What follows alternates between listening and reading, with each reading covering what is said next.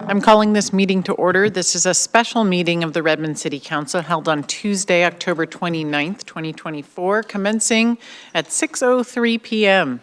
Council members in attendance are Council Vice President Forsyth, Councilmember Salahuddin, Councilmember Stewart, Councilmember Fields, and Councilmember Nueva Camina is with us online. Councilmember Anderson does not appear to be here, but if she arrives, I will announce her, and myself, Council President Kritzer.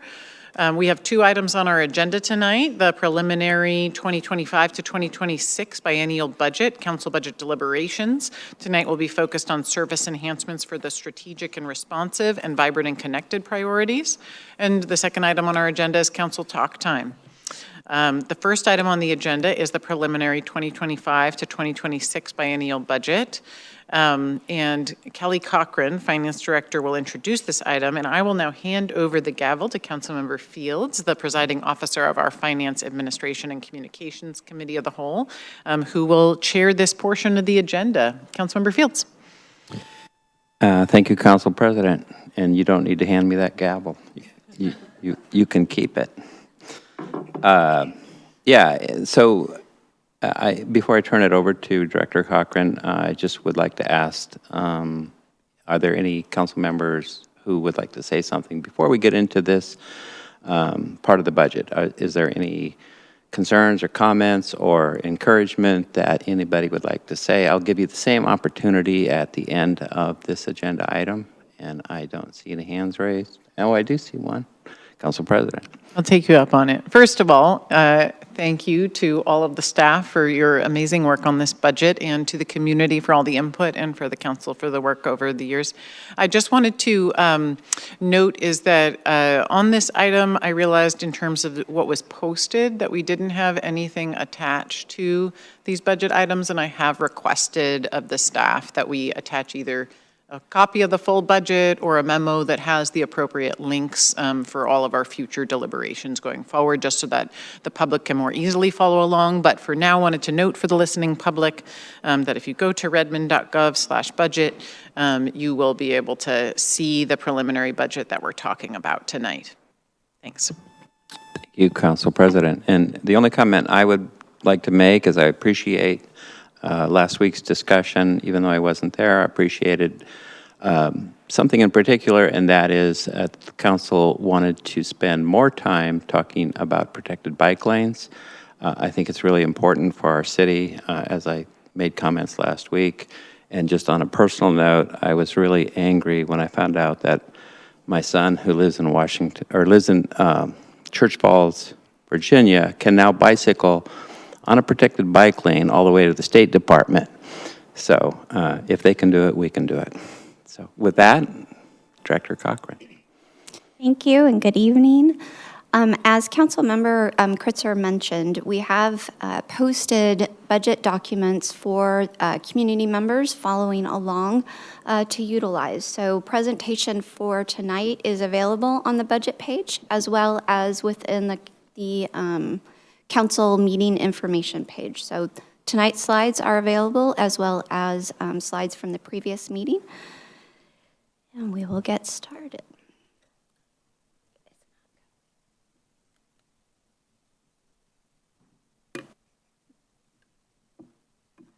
In a moment. Okay, good evening. So for the agenda for this evening, we will go over some of the follow-up items from the last meeting, as well as service enhancements for the next two budget priorities. At the end of the meeting, I would like to spend just a few minutes gathering any items that you're aware of at this time that you would like to discuss on during our next meeting, which is focused on council deliberations. At this point, I do have 3 items already on that list. Bike safety is one, so we'll make sure that we circle back to council after information's been provided. The the city council budget for 25-26, that is an item that I'm aware council would like an opportunity to review as a whole and agree upon before we move forward with approving the budget, as well as a request to make one of the positions that are currently part-time or .50 in the budget to be a full-time FTE in the adopted budget. That item will come up tonight, but I wanted to let you know that I've already made note of it in the budget deliberations matrix. It's for the communications staff member, so that will be, I think, in the second or first. So looking at the items that are on the matrix, the first item is closed. The next item is for Councilmember Stewart. This was in regards to the compliance to the fleet study for the vehicles that are currently proposed in the fire and medical equipment offer. Just wanted to check with Councilmember Stewart if this answered your questions. Actually, there was some additional detail that I received via email and in a follow-up conversation with the chief. So I'd like to keep this open. I'll review that. And if the council's interested, I can forward along the other materials that I received from the chief. Thank you. The remaining items are things that we will be discussing tonight. So I would like to follow back up with council at the end of the meeting or early in the next meeting to make sure that you received what you are needing. It's in regards to legal as well as the lobbyist and some of the housing and human services needs. So going into strategic and responsive, this is our budget priority that represents sort of the internal services or leadership that guides the city, as well as the resources that are needed to support it. It includes finance, the mayor's office, executive, finance, HR, and the programs that really help shape the city. The baseline budget offers are pretty similar to what we presented to you during the budget department overviews. The only change that is material is the operating reserves offer. We were able to add an additional $2 million to the city's ongoing operating reserves in order to increase the percent of reserves that we're holding from 8% to 9%. Our overall goal is to get to 12%, so we're incrementally making those adjustments. Provided the funding that's our funding sources for the ongoing enhancements as well as the one-time enhancements in case council would like to refer back to that information. And getting into our first budget offer, which is our DEI offer, diversity, equity, and inclusion. The funding for this offer primarily comes from the general fund, with a small portion coming from the city's utilities. The items that you see proposed in this offer, especially on the one-time section, really support the items that were taken to our civics results team for budgeting by priorities. The positions that are being added are both supported by general fund only, and excited to bring forward a preliminary request to increase the publication of our focus newsletter. We've heard from council along the way that that is an interest. And while discussing items with the civics results team, primarily in terms of being prepared for emergencies, how they receive information, how they keep information handy, it really became evident that there is additional communication channels that we need to be utilizing in order to reach all members of the community and give them a sense of feeling safe by being able to get the information that they need in the format that they need it. We know that this conflicts with some of our environmental sustainability goals. And so the plan will be in the preliminary budget to add the one additional publication and keep eyes on our matrix as our population changes, the community evolves. It may be that we can reduce back down as people become more reliant on electronic communications. But at this point, we do feel like it's warranted to bring that back, support the community in that way. I will turn it over to COO Files to walk you through how these items will work together to move forward this program in the next biennium. Great, thank you, Director Cochran. Can everybody hear me? Is my mic on? Okay, perfect. So the items in this package, as Director Cochran said, are really around our Budgeting for Equity initiative as well as our DEI efforts. As you know, the city has been pursuing efforts to really change the culture into a culture of respect, a culture of welcoming, that all community members have access to services, and that our policies and practices don't infringe upon equal treatment of all people. So that's the goal of our DEI efforts. In the last budget, the council authorized a limited duration position, and it was the first position that you see, the program specialist. What we're asking in this enhancement is that it be made regular full-time to support our DEI effort. The other things in the package, as Director Cochran said, is the communications person is dedicated to the additional focus, which we have heard from both the civics results team as well as in our annual community survey. That is one of the highest priority ways that people get communication from our city. Also, you'll see the language translation services. So part of this is to help small businesses. The piece that is funded by the utilities is really to help small businesses when Public Works needs to communicate with them about technical things on their business, as well as real-time translation for council meetings, for planning commission meetings, for those who are more comfortable speaking another language. So I'm happy to answer any questions that you might have. Council member? Thank you. Really appreciate the focus that you've put in, especially looking at, I guess, the Focus newsletter. Specifically, I think, as per the survey, we found that that was a space where a lot of residents were getting their information, but even beyond that, many residents have expressed that the newsletter is very informational for them.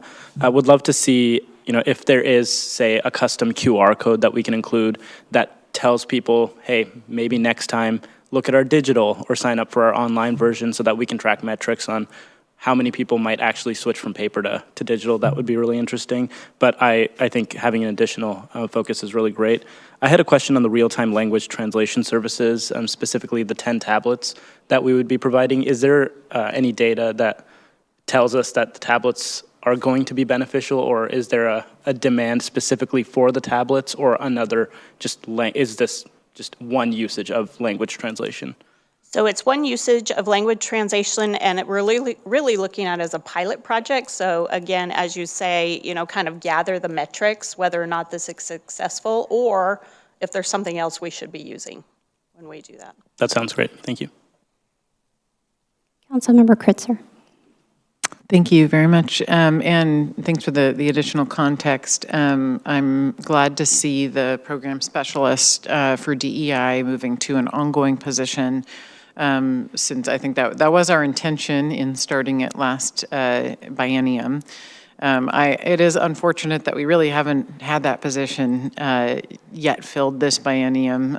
Kind of a brief moment with Deidre, but I don't. To be honest, I think one of the things that I'd really love to see with this position is the opportunity as part of maybe our touch points at committee to be able to look at the scoping of what this position covers and to make sure that it matches the intent of what council had hoped for in terms of support for our DEI advisor. I think in particular making sure that both of our DEI staff come with the expertise to be able to do this work, and that especially our DEI advisor has the support that they need.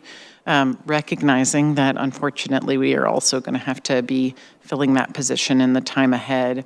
One question that I have in addition to this enhancement is whether we think that the salary for that position and the level of that position is right-sized for us to be able to recruit the talent that we need to do the work in the time ahead. Especially, it's great that, we have, in this last biennium, been able to complete the READY plan, or we're very close to it.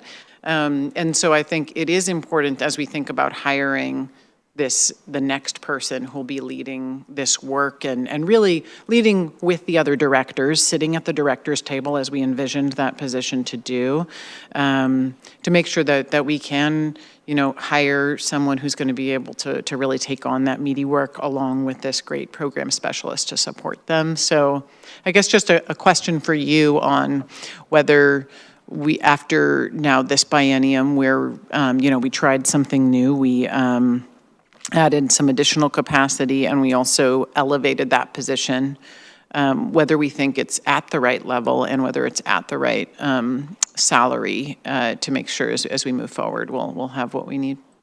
That's a great question, and I've been spending quite a bit of time on kind of next steps and how we move forward. Because as you say, we have our draft DEI plan, which I have right here. So in talking to Anita Page, who has, kind of been help to us as we do the DEI plan, there's a few things that I would like to do in order to answer your question. And that is, there is a piece of the plan that we need to embark on, and that is to do training with staff. So right now, we looked at the plan, and we've done training for managers and supervisors up, and we need to push that down into the organization. Because as we know, DEI is not just one person. It is a citywide effort, then it is a culture change. And you have probably heard Anita say culture, something like eat strategy for breakfast or something like that. But it is a culture change for the city, which is going to take all of us. And the way we can do that is not just training, but it is also looking at the DEI office to say, what exactly do we want this office to do for us? Part of that is implement the plan. The plan is done, so it's implementation of the plan. But again, that can't just rely on one person. It relies on all of us to do that. So it is a culture change. It is implementation of the plan, monitoring it, gathering the metrics, making sure that we're successful, and then figuring out, once we do that culture change, which I think is going to be like, making an aircraft carrier turn in the ocean, is then we got to figure out, okay, so what's then our next step? If we actually implement this plan, then what's our next step beyond that? Because hopefully we will have reached a point where we are welcoming, that people tell us, they do feel like they belong in this community and they can get the services that they need, and there are no barriers to access. So that's what we're going for. And once I think we work a little more with Anita to say, what does this office look like and what should it be doing, then I can answer your question about how it should be staffed. Great, thank you very much. And I would just say, for my part, as you mentioned, it's not just obviously one person, but in terms of the role of the person that leads the DEI program for the city, just recognizing this turning of the aircraft carrier. I think my question is really getting at, can we make sure we budget for the resources to get someone who's maybe had the experience doing this in other organizations, and recognizing that those are very coveted, experienced people. And so I do want to make sure that we have the right level of position for that, as well as obviously the support there. So appreciate you thinking through that. I do hope that also we can not only budget for this, but that we could move on hiring this quickly within the biennium. And I would ask the council that we potentially put some key pieces within our committee meetings to just hold ourselves accountable to checking in on how that recruiting is going, so that we get this up and running and can support the implementation of this plan early in the biennium. And I am happy to come back and report to you at whatever interval you want me to do that, because I will be leading this plan at the moment. So happy to do that. And apologies, can I say one more thing, Chair? Would that be all right? Yes, you can. I also just want to recognize huge gratitude to Jan Harrison for her work this last biennium in the city and just, the community engagement, the work on the Ready Plan, and she'll be very missed. Thank you. Thank you. Councilmember Fields? Yeah, thank you. So a couple quick follow-ups to that discussion, and I appreciate that discussion. I actually had very similar questions. Given the fact that we're trying to turn an aircraft carrier around, actually probably more likely in a bay as opposed to the open ocean, which is a little bit harder. And I also appreciate that your COO files, you're taking the lead on this. I think that, as you pointed out, the difficulty of making this a citywide initiative and a citywide effort is going to take that leadership at very high levels. So, so that's my appreciation part. What is the likelihood that we would get in a position where we understand the skill set that we need, that we understand the scope of this job, getting some of the work, preliminary work done that you've described? What is the likelihood we would even hire this position before the middle of 2025? It would be my goal and to have it hired within those 6 months. First 6 months? Yes, would be my goal. What is the likelihood? Well, I want to do some work with Anita, as I said, to really look at the office, because in this city, I have decided we look for unicorn people, people who can do strategy, they can implement, and then they can carry on. A lot of people can't do both, they're implementers or they're strategic thinkers. And so what I'm trying to do is narrow down the scope a little bit so it isn't such a hard position for people to grasp and to be successful at, because certainly I want people to be successful. And I agree with that. So just unsolicited opinion, I would rather that we do that work and do that work up front, really have a clear idea so that that person, when they get here, are not scrambling to actually do the development of it without any preliminary work done. So I'm giving you my unsolicited opinion. I would rather see you wait and get it right as opposed to rush out and try to do both at the same time. That's my one council member opinion. Thank you. I appreciate that. Thank you. Councilmember Forsyth and then Councilmember Stewart. Thank you. I would just tend to agree with what Councilmember Fields just said. I think the approach that you're about to take, where we are finding the strategic thinker and maybe this new position with a specialist is that implementer, I think that makes total sense to me. Glad we have this additional position in the budget. Yeah, as was mentioned by Council President Kritzer, I think this was our original intent a few years back when we had pushed on this effort. So I'm glad to see us getting there. So thank you for that. Just a quick question on the communications specialist part-time. This is the one that's being suggested to go to full-time? Correct. Great, because I think our communications staff needs all the help they can get, and I'm fully in support of pushing that to full-time. Thanks. Councilmember Stewart. Thank you. On the DEI work and the DEI office, I appreciate the work to make this specialist an ongoing position, a more permanent position. I think actually for this level of investment, the description here is to provide administrative support, but I think for this level of investment, we can actually find someone perhaps with lived experience or educational experience that can really drive things forward.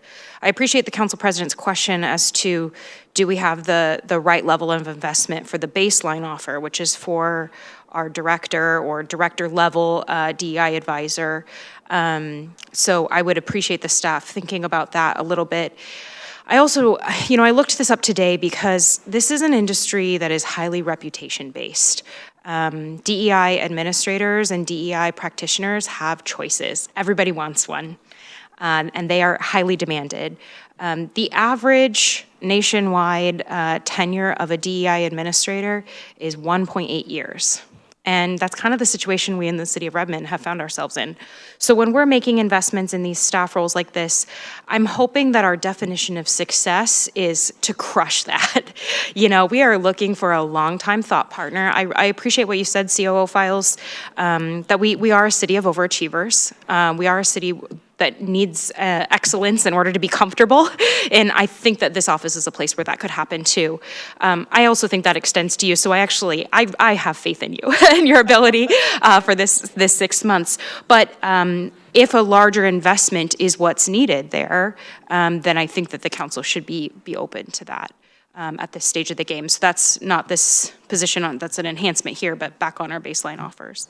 So thank you. Any other questions, Councilmember Kritzer?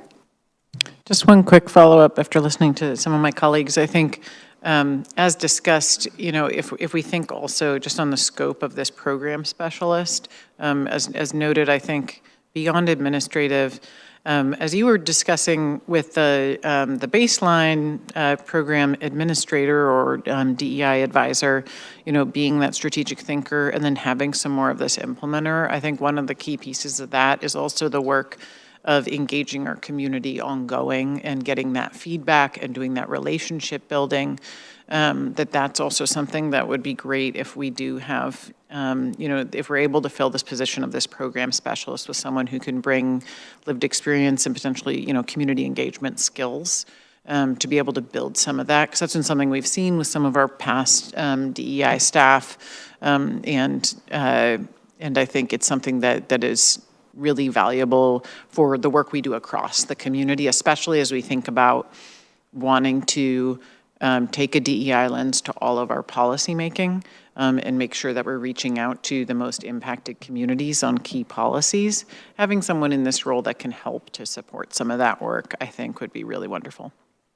And everything you said are objectives in the DEI strategy, so there's a whole community engagement strategy in the plan. Excellent. All right, we will move on to the next budget offer, which is in-house legal services. This offer is primarily funded through general fund savings by moving from utilizing external sources to bringing FTEs and the resources they need in-house. We not only are able to pay for the program, but we can also get better outcomes. I will hand it over to COO Files to discuss the plan for this and how this all works to move that forward. Thank you. When we talk about city attorney services, this is not the first time we've looked at bringing the city attorney in-house. We've probably done it 2 or 3 times, but finally when we looked at it again, the numbers penciled out.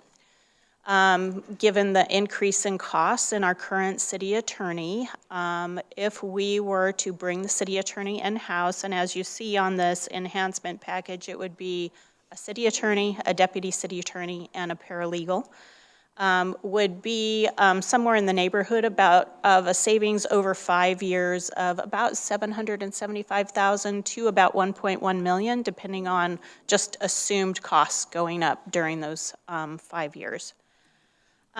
What this would help us do is a lot of our city attorney work is reviewing contracts, reviewing interlocal agreements, those things we can do in-house. We would still keep on-call contracts like we do now. So we have other attorneys that deal with public safety issues. We would keep an on-call contract for Ogden Murphy Wallace so that if we need a certain expertise, we would have that available to us. So what we're proposing is just to bring the city attorney in-house and capture those savings over that 5 years. And that's pretty much what this package is. And so if you have any questions, I'm happy to answer those. Councilmember Forsyth. Thanks. So you mentioned that we've penciled this out before and it's never quite worked out. What changed to make now the right moment? So as you know, we had Jim Haney as our city attorney at Ogden Murphy Wallace for a number of years. And he never really, he would, I want to say increase his rates, but never really up to what they probably should have been because we were such a long-time customer of his. When we switched, when Jim Haney retired, it went up to the full attorney rate. And so I think that's what flipped for us, So we were paying below market for below market. probably 25 to 30 years, and, Yeah. okay, thank you. Councilmember Nueva Camina. Hi, good evening. My question is about turnover because, of course, whenever we bring any position in-house, then we do have to account for turnover. Have we taken a look at what the average turnover rate is? And if so, then has that calculation been figured into this budgeted amount over 5 years? So I haven't really looked at turnover rates in other cities. I do know some city attorneys in other cities that have been there, quite a while in their position. But I can certainly do research and, look at that. Whether we've included in the model, I don't know. Haritha did the model for me, so no, it is not included in the model. Any additional questions, Councilmember Kritzer? I think this is really compelling, and especially given that we might get additional benefits of just thinking about the number of times that staff or even council may have a legal question, and maybe at this time they don't feel they can ask it because they don't want to use up the additional billable hours, and so that would give additional capacity as well. I'm just curious in terms of what we think about for actually recruiting for these positions, since I imagine the reason we use Ogden Murphy Wallace is because they have this great group of attorneys that have such deep legal knowledge. What does the market look like in terms of attorneys that we might hire to be in the lead and deputy position? So, there are city attorneys out there. How many there are out there is another question. But what we would do in the transition time, we would spend some time recruiting for this because we want a city attorney that, because most of our shouldn't say litigation, but many of our issues are around land use. So we want to look at those things where we do spend quite a bit of city attorney time to try to find an expertise there. But we will make a slow transition. So we will budget for, keeping Ogden Murphy Wallace until we find kind of the skills that we need in these positions. But, how easy it is to recruit for, I can't tell you that until we go out and just, try to recruit for it. Councilmember Forsyth and then Councilmember Stewart. Sorry to jump in. I'll just do a +1 to Councilmember Nueva Camina's question about turnover rate and what that looks like. I think that's a really valid point because the hiring process and onboarding and how much it costs to bring someone on board is a lot. And then are there any anticipated risks to bringing our attorneys in-house?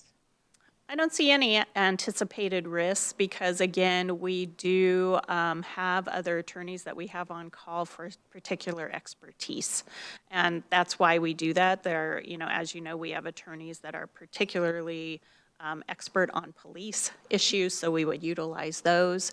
But really, we are spending quite a bit of money just for review of contracts, ILAs, kind of those particular things. Basically, our meat and potatoes would be the in-house, and then anything specialized we would still contract. Exactly, yeah, unless they had a certain expertise that we could utilize. Thanks. Councilmember Stewart. Thank you. I appreciate the conversation with my colleagues and the engagement on this. I think we're essentially standing up a new department and putting it in the general fund. And so that is something that is worth our time in deliberating on. I just want to ask the question another way, just in case it brings anything to light. It's been shared that the reason that the change makes sense now is because the cost of our existing legal services, the rate of those services has increased such. We're also a city that is growing from a suburb to a city, and there's part of growing up that may be part of that narrative. Has our legal workload in the contract review and such, has that also increased a significant amount in recent years, or has that remained relatively flat? It has increased. I mentioned land use, and land use, because it's getting complex to develop in the city, because we're getting developed and kind of the parcels and pieces that we have are either redeveloping or they're kind of complex to develop on. Those are getting more complicated. But we just have more contracts. We have more ILAs. We have, things that we do for other cities that the models are getting a little more complex, and the agreements with other with other entities or other governments are getting a little more complex. So, as you say, we're, going from a suburb to a city, and it just comes with a little more work. Okay, thank you. Any additional questions? Councilmember Fields? These positions will report to who? The COO or directly, or the mayor? Yeah, so we are looking at that. There's only 2 managers in the exec office, me and Lisa Maher as the deputy. So we are looking across our executive office to kind of figure out what the workload would be, but it's either she or I at this point. We don't know that yet. When will we know that? We are talking about it probably in the next couple weeks. Okay. And based on what you said, you have some built-in salary savings here. You're not going to have these positions until whenever. I'm assuming that if there are recruitment costs, those are certainly built into those numbers, so we shouldn't expect to see additional costs. No. I just want to say I'm in favor of this. I think it has the potential to empower some of our directors, especially around contract negotiations, to have that closer relationship with a colleague. I see potential improvement in how we contract, and maybe gain some advantages for the city and for the public in that way. So, thank you. Councilmember Forsyth? One more. What would council's role in the hiring process be? Like, we currently approve directors. Would that be the same with the lead attorney? What does that process look like? Are you considering that? It's not a director position, so essentially our code says, that it will be directors and COOs that you will confirm. So we hadn't planned on putting in the code because it's not a director position. It will be under some management in the executive office. We do plan for it to sit on the director's team just because there's a lot of policy issues and things that will come up that they'll need to know about. But we hadn't planned for council to confirm it, which is what you would do for a director position. I'm definitely interested in council confirmation. I don't know if other folks are. Just thinking about, like when we had fire chief hiring, we had a lot of information that was given to us about all those folks and their history and what they had done in other cities, and I found it really useful. And I think as part of ensuring checks and balances within this process, I think that is intriguing to me. So I'd just be interested to hear what other folks think. Mayor? I appreciate that. I think that we've been really fortunate, with Jim Haney for so long, for sure. And then, we have a great lawyer with us, not today, but normally with our business meetings. And Daniel has been, Mr. Kinney has just been kind of a great asset and really good relationships. I think that there's a way, I appreciate why you would like the interest in confirmation, but because they're not a director, it makes it a little strange, especially since they won't be reporting directly to me, but possibly, or to, CO files. But I do think that because this is going to be a really important process, that with the goal of having this individual be with the city for quite some time, that I do think that we can kind of think about and work on a way to help some vetting happen outside of like the formal confirmation process, but be, really have a much better communication with the council and in our process, and maybe kind of take a look at that and what would that look like. So I'm happy to do that.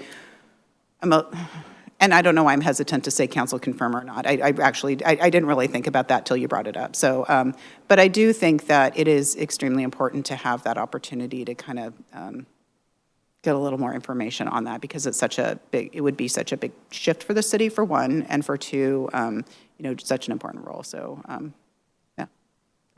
I just want to share with you my kind of rambling thoughts about that. Mr. Fields, Councilmember Fields. Mr. is good. Sorry, Mr. Is this something that would, as the mayor suggested, a discussion, not a full confirmation? Is it something that could potentially fall under executive session? Was that a yes? Whenever we talk about employment, then yes. Okay, thanks.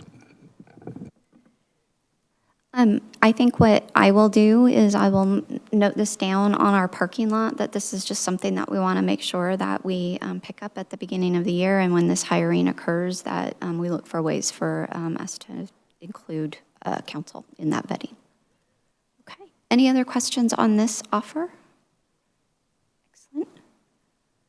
Okay. Citywide cost recovery is really about continuing to scrounge through the couch cushions and look for resources that belong to the city of Redmond, as well as going out and looking to secure additional resources for us. The budget offer includes the addition of 2 grant administrators focused on looking for funding for public safety, infrastructure, environmental sustainability at the top.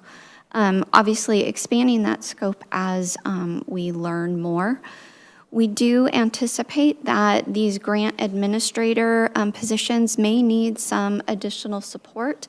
They may not be experts in public safety grant writing or infrastructure grant writing, and as we really kick off the implementation of this program, we want to make sure that there is supplemental dollars available to support the implementation. So the plan is to bring on 1 grant administrator in 2025, queue up the program, get the contracts in place, figure out what next steps are and how connections will be made through the different departments, how monitoring will be done, and the second position then would be assumed to come in the second year.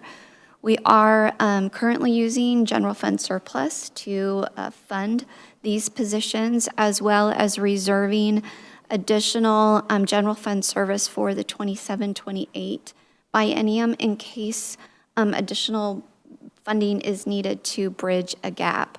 Our hope is that our plan is that these positions support themselves with the grant revenues that they bring in to the city. Along that line, we have also included funding for a federal lobbyist. In the same vein, to really work on the city's benefit to secure revenues for our programs or for our projects. We have retained dollars in the preliminary budget to support a levy, although there is nothing needed at this point to help the public safety levy. As conversations evolve, if there are decisions made and council would like to move forward with something in the next biennium, we have dollars available for both the contract as well as communications needed to support that effort. We are excited to be queuing up our purchasing and procurement process improvements. We now have the software available to start moving forward with some of those improvements. This is largely around reporting, around contracting, and looking at what we do and how we can be more efficient and more effective. In a future budget offer that you'll see later this evening, we'll talk a little bit about the audit that we're queuing up to do to look at business licenses. Once that is wrapping up, we hope to then kick off a utility tax audit. This ensures that anyone that is owing the city of Redmond utility taxes is we're collecting and from them. We do have a software implementation for the collection of utility taxes that would be handled before we then start the audit. So we would look at doing business licensing. At the same time, we are implementing software for utility taxes and then getting that audit underway. So any questions for me? Councilmember Fields. So these scream for measurements of some kind, like the success of these. Have you thought about those yet? Yes. Can you give us any examples? So for procurement and purchasing, there is quite a number of buckets for me. So I'll just put you in one of them, spend analysis. That is something that we currently do not have a focus on. And so I would like to queue that up and keep track of what exactly it is that we are able to achieve.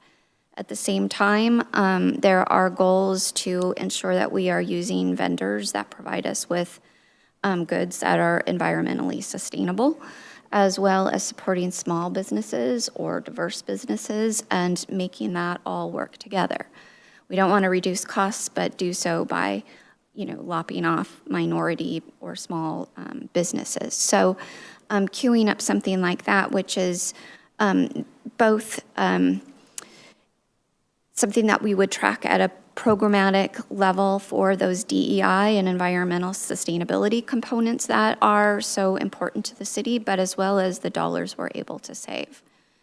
When it comes to contracting, there is a lot of redundancy in our processes right now, and measurement there would be on reduction of that. We have boilerplate contracts that I think that we can synthesize. So there's many different buckets. We are currently working on a project plan for this, and I'm happy to share more. Yeah, great. No, and I think that metrics like this for relatively new positions help empower, help guide, and improve the chances of success. So I think that's really important. You didn't go into the grant, sort of the revenue enhancement part, and I get it that the world is bigger than just us. So as the federal government changes, state government changes, we can't say we have an additional.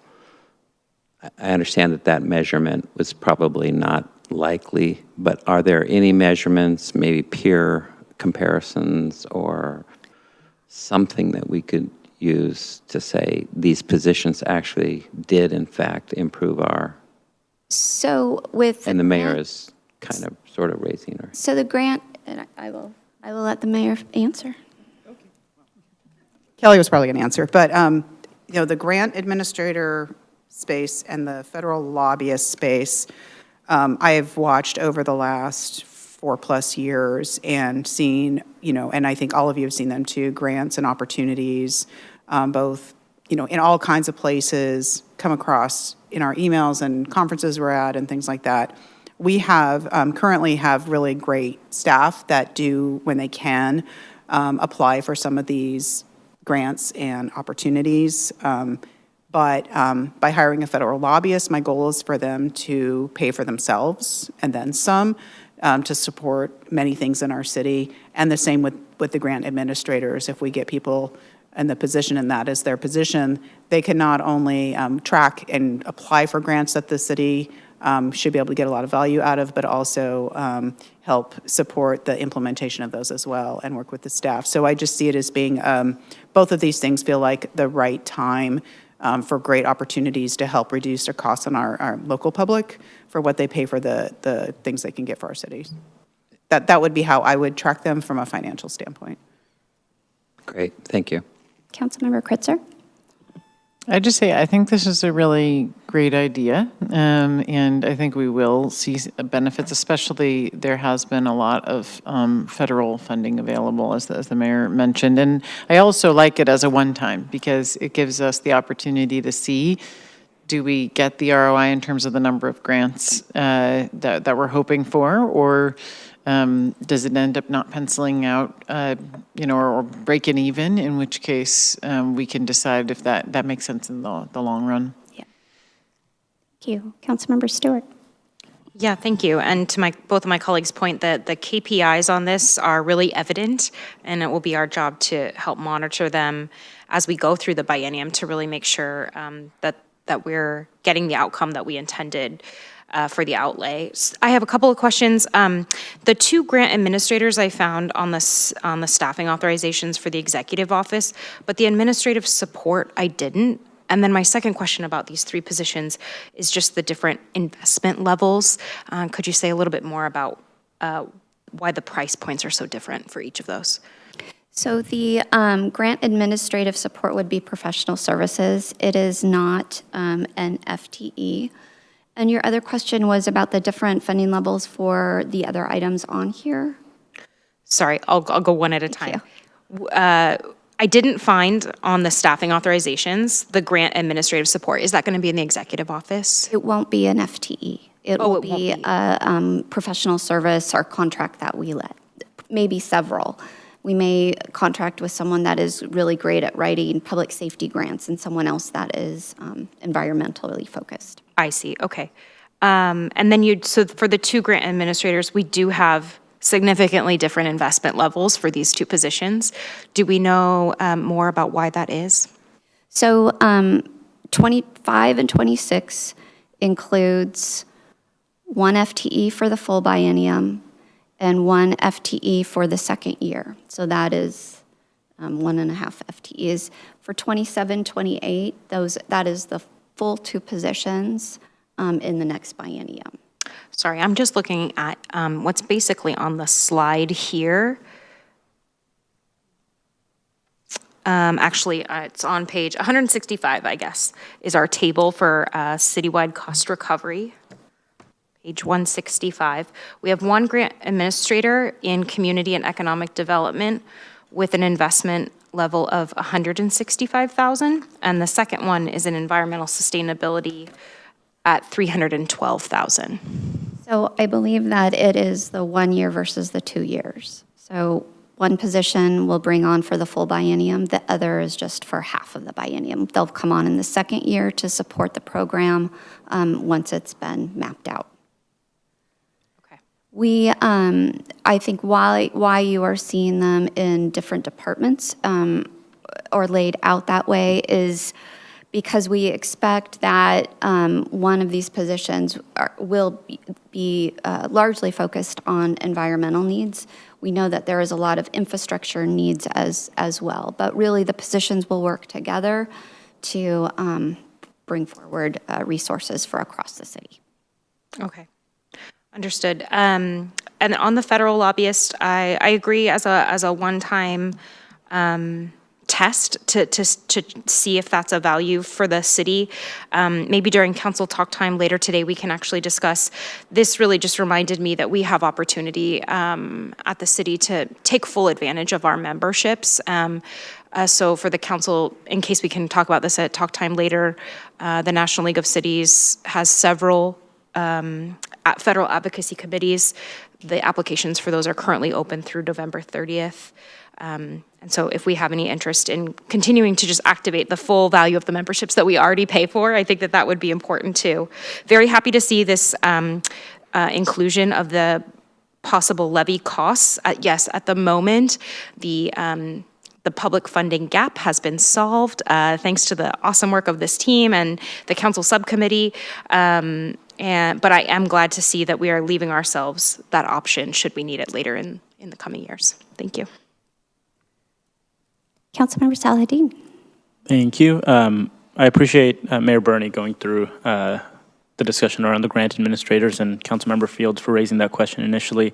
The question that I had specifically was around the grant management services and whether or not that will be fully function, identify grants, apply for grants, follow through with grants? Is that what we're envisioning? Yeah, the program will run that way, but they may utilize external sources to help support. Right, great. And then the difference between the two grant administrators, one being focused on environmental sustainability efforts and also supplementing with other opportunities, and then the other being infrastructure and other needs.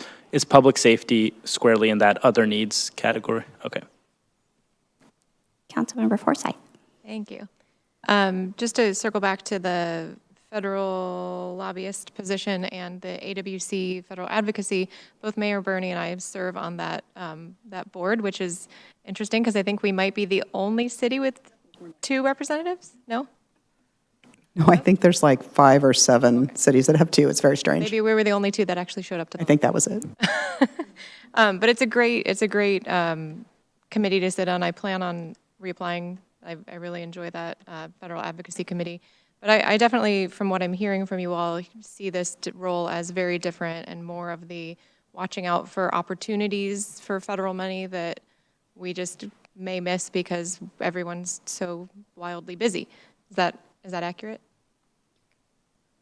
Are you talking in particular about the lobbyist? Right. So so a lobbyist would function much like our state lobbyist, Brianna Murray. So I think Councilmember Stewart sent either mentioned it to me or sent an email about, so will we have a federal legislative agenda? So yes, that would be part of this program as well, to develop that. But it would be if we have, so for example, right now, we are getting money through the federal government to help with our AC water pipe program, which we need still quite a bit more money. But if we had someone that was working for us that was actually situated in Washington, D.C., they could do the knocking on the door on a more regular basis to find out, when is the appropriate time to do this? How can they help us? Who are the other people we should talk to? Because currently now we just talk to our delegation, which is great, and they're amazing. But with a hiring of a lobbyist, I think we might find more opportunities for our community than we currently have. And so that would be the goal of that. Great. Does that clarify a little better? It does Okay. Quite a bit, actually. And I missed the part about us developing our own federal legislative agenda, so I'm really excited about it. Because it wasn't in there, so, but yes, that would be one of the next steps. Yeah, I'm extra excited now about that. Councilmember Kritzer. Sorry, just add one extra comment on this, which is, when I think about how I've seen some of the federal funding get allocated, especially to neighboring cities within our same congressional district, it seems like sometimes it is opportunistic.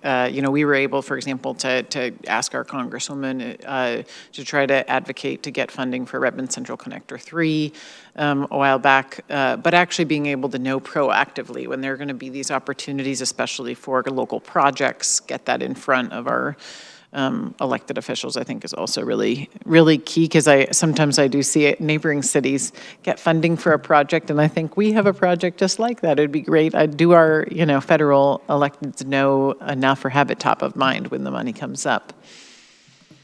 So just adding yes to all of that. Right now, I would say our federal lobbying program goes through Amy Tsai, who also manages a lot of other, regional, state, and then this. And so it will be great for her to have that support as well, to have someone else kind of take hold of that. And she would still be working with them, but it'd take on a different intent. And I agree, seeing, it's great that Woodinville got this amazing grant to help them with a really challenging problem. But I think that, to your point, Redmond has some great opportunities too. Okay. All right, thank you. We are going to take a step backwards and look at in-house legal again. I just wanted to circle back to the city attorney about the question of council confirmation. So both Cheryl Xanthos and Rebecca Mueller sent me the code. So just wanted to give you that. It's code 2.36010, which is appointment of the attorney and clerk. The offices of the city clerk and city attorney shall be filled by appointment by the mayor, subject to confirmation by majority vote of the council. Can you give us that code again? 2.36010. Thank you. Yep, you're welcome. I will remove that from our parking lot. It's barely in its stall. Okay. Our next budget offer is for technology, so I will ask Director Marchand to come up and join us.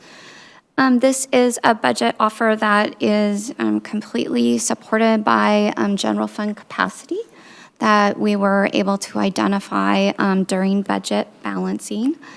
And I will pass this over to Director Marchand to speak about these enhancements and what they do in the terms of outcomes for the city. All right. Thank you, Director Cochran. Good evening, council members. So the items in this enhancement package include 3 FTE. The first one, a senior systems business analyst for our business solutions team, is essentially a lead position. It's a lead technical resource that we plan to assign over a group of other business systems analysts focused on the finance and HR departments. So we're sort of restructuring our business solutions team, breaking them into 3 different tiers.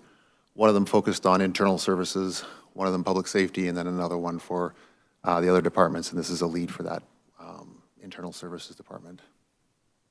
That'll help us to find more efficiencies in the department rather than having, I think, about 14 some odd individual contributors reporting to a single manager. They'll have a specialized lead who understands their area and can work more closely with the business units to make sure that we're addressing their specific needs. The next one is a business analyst for GIS, and this role will be focused primarily on creating and managing reports and data dashboards.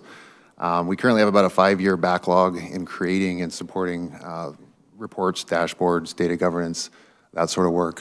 The GIS team did lose a position during COVID. This makes them whole again, essentially, and helps us work towards digging through that backlog and reporting needs. The administrative specialist, I think that's an extra staff member for HR. Is that? Yeah. So the administrative specialist here is budgeted or approved in 23-24 budget as a limited duration position. Now Human Resources is requesting for a full-time ongoing position. This position helps to support the implementation of the workforce management project. There have been business decisions made that this position has been supporting, and it has been determined that those things will remain ongoing. And so payroll, HR is looking to make that position a permanent position. Okay. The next item, the WFM, that's our workforce management, which is our new HRIS system supporting our HR department, is supplemental funding. And again, this is also temporary administrative support to do data entry tasks that allows the full-time HR staff to focus more of their time on that workforce management implementation project. And the final item there is aerial photos. So that's essentially to update or purchase updated aerial photography of the city and Fire District 34. The last photography, the last set of photos was taken in 2023. We try to renew them every 2 years. This particular initiative allows us to partner with eGov Alliance, which is a regional alliance of different cities, to get those updated photographs. And the plan, I think, is to put that on as an ongoing operational enhancement during the next budget cycle, but we put it in here as a one-time for this one. Yeah, on the aerial photography one, we had talked about the city's drone and the use of our city drone and that potentially being a path forward for some aerial photography. Is there a point where, I realize this is one-time spend and it's not a big ask, is there some point where we could potentially see like a crossover of when that could potentially happen, see how the drone we're already paying for could potentially be used for this purpose? I think the drones that we're purchasing for public safety, or sorry, I should flip that around. The drones that you would use for this type of work, for the aerial photography, would have different kind of hardware, different cameras outfitted on them than what are typically used with public safety. It's certainly something we could look at. I know other jurisdictions do use drones to do their own aerial photography. I was at a conference last year where a team did do that.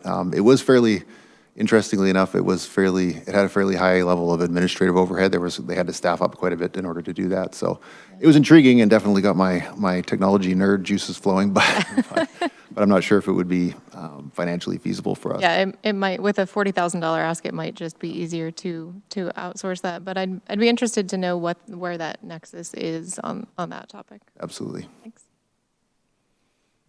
Any additional questions? Councilmember Fields. Thank you. Director, I might have missed what you said.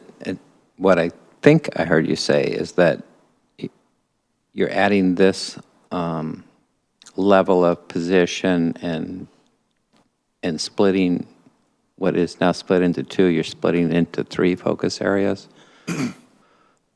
Yeah, so our business solutions team, which is the team that's essentially focused on all of our business applications, like the HR system, finance system, various different systems across the city. Right now, it's essentially flat. We have, I think, 10 or 11 different business analysts that all report to a single manager, but they've got focus areas. So we have a couple of people who are focused on HR systems, a couple that are focused on finance. We're going to create tiers, essentially. So one that's focused on HR and finance, which this position would be the lead for. And the intent is, instead of having, one or two people focused on HR, one or two focused on finance, we'd have more cross-training and more flexibility so that people within that tier would gain and build the experience and knowledge to support all of the areas within that world.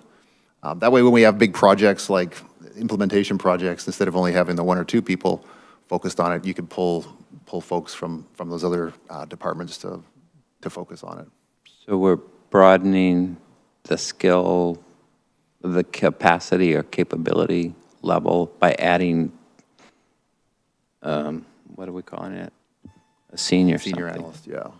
And then the impact of that is that more people will have sort of that cross experience or cross training or. Exactly. Yeah. Yeah. It creates more flexibility in the team. Look forward to seeing how that works out. Any additional questions? Okay, we will move on to the last offer, I believe, in this priority. So this is for technology security and operational improvements. This budget offer is largely supported by general fund savings that were achieved by applying the same funding strategy to our business technology improvement projects as we do to our capital investment projects, whereby the staff that is supporting and managing these projects would actually charge to the project. That saves us then on the operational side and creates capacity to add these additional staff. And I will hand it over to Director Marchand to again speak to the outcomes for the city. Okay, thank you. So the first position on here, the administrative assistant, this is essentially that. It's an admin assistant for the TIS department. We've reached the size where we're all grown up into a real department, and having an administrative assistant makes sense. Just even at a basic level for helping the deputy director and myself manage our calendars, interactions with other departments, budgets. Having this position, I think, will take a lot of that administrative load off of our shoulders, as well as the other managers, and free us up for more strategic work. The next one here is another senior systems analyst. This one is going to be focused on our planning and parks department. Currently, Parks does not have a resource within this team focused on their area, and planning, as part of that tier, this position would also be able to support their initiatives as well.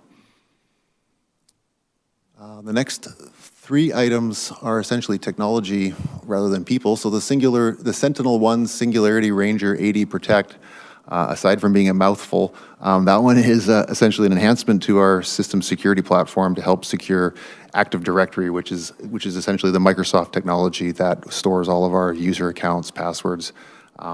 This essentially makes it more secure and helps us manage that security footprint. KnowBe4 Fish ER Plus is an add-on to our KnowBe4 phishing simulation platform. And this one is essentially a tool that allows us to automate the response when users click the button to report a suspicious email. So currently, if somebody reports an email they think is a phishing email, unless it's one of our simulation emails, we have an analyst who has to review each one of those, go through and check to see if it is in fact a phishing email, interact with the user. This is an automation tool that should take the bulk of that work and automate it, so freeing up that person. And the last one there, the computer application and operating system management. That's a new tool is to replace an outdated end-of-life tool that allows us to automate the process of installing new computer operating systems, the patches, the updates, and keeping them secure and updated. Any questions? Councilmember Kretzer. Well, I'm excited to see that that we're continuing to invest in cybersecurity, and would just say, hopefully, as we see any opportunities for anything else that we need to, in order to keep our city's data and technology systems safe, that you bring those to us, because I think ultimately it will save us a lot in the long run to be able to have this robust technology. And also can recognize the importance in terms of the staff asks here as we grow as a city and we have those technology needs. Part of what also will keep our city technologically safe is to have enough capacity within our TIS department. Absolutely, thank you. All right, we will move on then to vibrant and connected budget priority. This budget priority really is about having the infrastructure needed to support our community, both the physical infrastructure as well as the infrastructure needed to support housing, human services, and other types of programs. Again, we've provided the baseline budgets. There is not any big changes since we brought this to council in June. The first budget offer that we have to go over is with Director Hamilton. Is that right? Where did she go? She's coming. This budget priority focuses on continuing the work that's being done to focus on the city's facilities and the strategic planning around them. And Director Hamilton will provide you some information about the outcomes for these two items. Good evening, City Council. Director Lorene Hamilton from the Parks and Recreation Department. The two items in this particular enhancement package are continuing the work from this biennium's facilities condition assessment and looking into the future of creating a more comprehensive facilities strategic plan, which will include looking at how that particular division is budgeted and operated, and looking at different options to ensure that it's sustainable into the future. That team has not grown significantly over the years, and the finance department and of course the city has continued to make sure that we have the resources to do the work that is necessary, but really trying to look strategically at our facilities and how we can better resource and operate that division. And then the second item is looking at our community centers, again, coming out of the last 6 years, which is in 2018 was the last time our community centers kind of overall vision and plan was looked at. And as we have come out of the facilities condition assessment, just looking at what is the future of our community centers, how are we planning for service to our community, and what services are needed and in what neighborhoods are they needed. And so we are going to be embarking on some community engagement in the next biennium to inform our next steps. Questions? Councilmember Kretzer. On the community center, community engagement ask, I know when we did that plan back in 2018, we had convened an advisory or a stakeholder group, and then that morphed into eventually our senior and community center group. I'm curious, do you envision that this would include convening a similar body, or what types of outreach are you envisioning this consultant doing? Absolutely. We'll bring a consultant on to kind of help us, help guide us on the best ways to do that engagement. But the short answer is yes, absolutely. There will likely be at least one sort of a stakeholder type group to help guide this work, if not multiple. We are looking at a variety of needs in our system. And so just making sure that we're bringing all of the correct people to the table and making sure we're hearing from not just each user group, but each urban center as well. Councilmember Forsyth. Thank you. So we just approved a new McKinstry report to be completed. How would you envision this strategic plan meshing with that? Was that a Public Works item? It was just for public, it is, yeah, are those separate, like? The McKinstry. I will have to get back to you. I'm not really sure. No problem. But for the McKinstry, regardless, is a kind of a general services contract for Right. us. And so that's really, we use McKinstry for maintenance of a lot of our centers and a lot of our facilities. The work that we're looking to do in the facility strategic plan is looking at our current facilities conditions and issues, setting up our CIP list into the future, as well as identifying gaps in our system, such as the future of fire stations. Where are our future fire stations needed, and how do we map our path forward to start working towards that? So that's kind of what that facility strategic plan work is.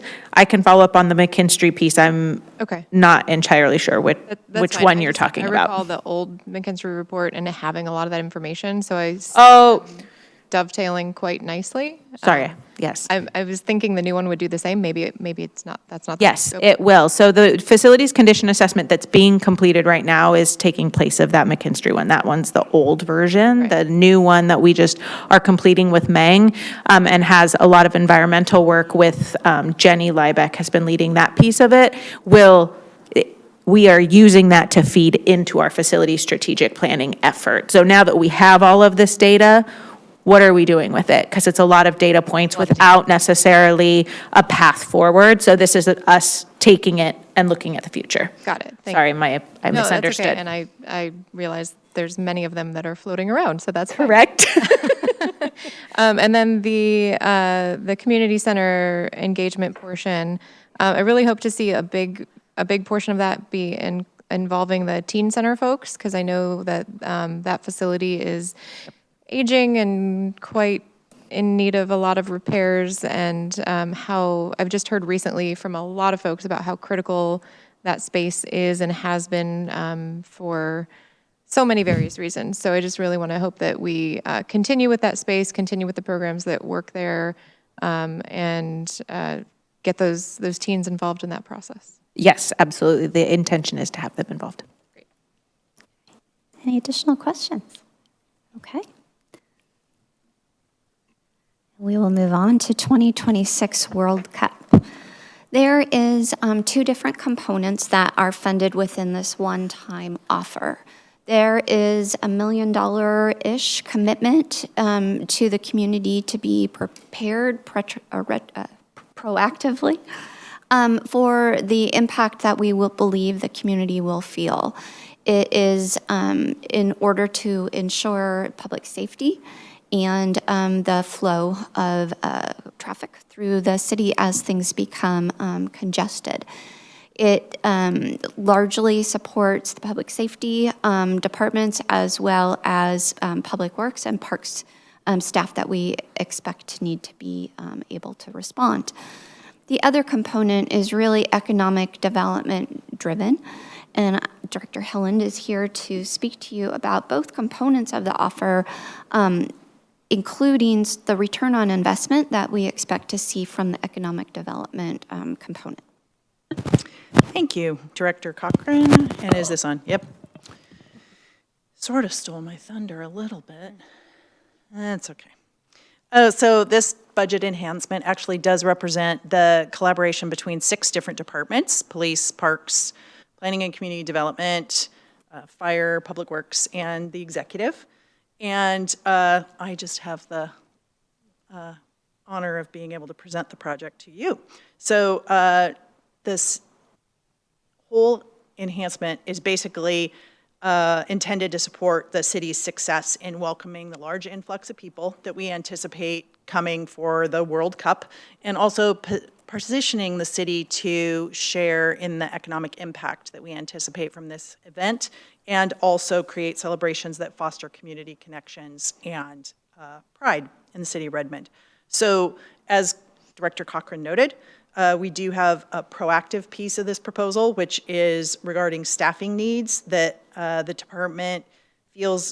departments feel are necessary, that includes fire services, actually permitting services included, because there will be small businesses that will want to do maybe street celebration events and hosting of events that will spill out onto the sidewalk, maybe street closures. So it'll be right-of-way intensive, potentially sidewalk intensive. Also, fire and police will be providing potentially regional support. And then Public Works will also, and Parks, be responsible for probably more cleanup, more work in our parks and our trails. And so some of the information that we based this proposal on is the fact that they estimate up to 750,000 people actually coming for the World Cup in 2026. And we anticipate Redmond will be a very desirable location, especially with the initiation of light rail, because we will be the first station.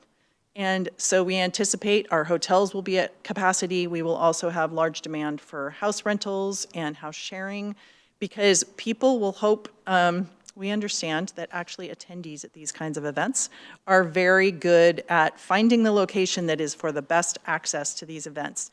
And it is desirable to be on the first train at the first station, because it ensures you a seat all the way across the bridge. So we anticipate that by the time it probably gets to South Bellevue Station, it will probably be full. With that in mind, we also are keeping in mind the fact that Lumen Field also was just recently identified for the Club World Cup event in 2025. So we believe there will be approximately 2 years of programming for us to basically respond to, provide staffing efforts for, and our intention is to ensure that existing city services are not disrupted by ramping up staffing. And as Director Cochran noted, approximately $1 million, or approximately half of the proposal that's before you in this enhancement, is related to those broad spectrum of public service, community service, staffing needs to ensure that that existing services are not disrupted. The remainder of the World Cup enhancement includes additional one-time expenditures that are focused on capitalizing the kind of once-in-a-lifetime opportunity we have with the World Cup, and welcoming visitors from around the globe in the hopes that they will stay, enjoy, and return. And so, building on strategies the council recently adopted in the Economic Development Strategic Plan, which you approved in July of this year, and the Tourism Strategic Plan as well, the enhancement expenditures will also be used to create kind of that unforgettable experience for visitors and athletes and residents by showcasing Redmond's connectivity to the region. We know that there are also events happening in Vancouver, and that will be actually create also a synergy across the whole kind of broader Cascadia area, and then identifying Redmond as a recreational destination. We do have 60 acres at Park, and that's a favorite of our Redmond, Redmond community, and actually is well utilized by regional teams for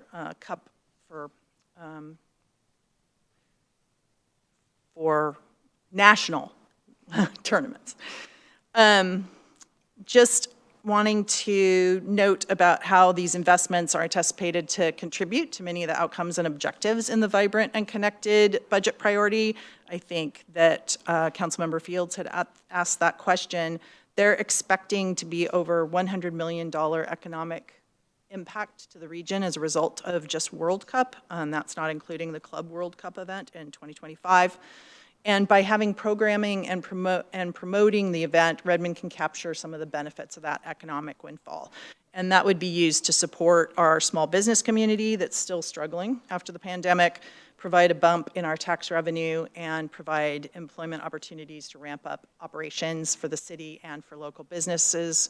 I do want to note that, as was described earlier about the grant personnel that would be FTEs that would be added, we would be looking to recoup expenses from other governmental agencies to maybe offset some of these costs over the course of the next 2 years with those FTEs, as well as looking for grant opportunities to support the funding that we've provided here in the hopes of kind of reducing the funding impact.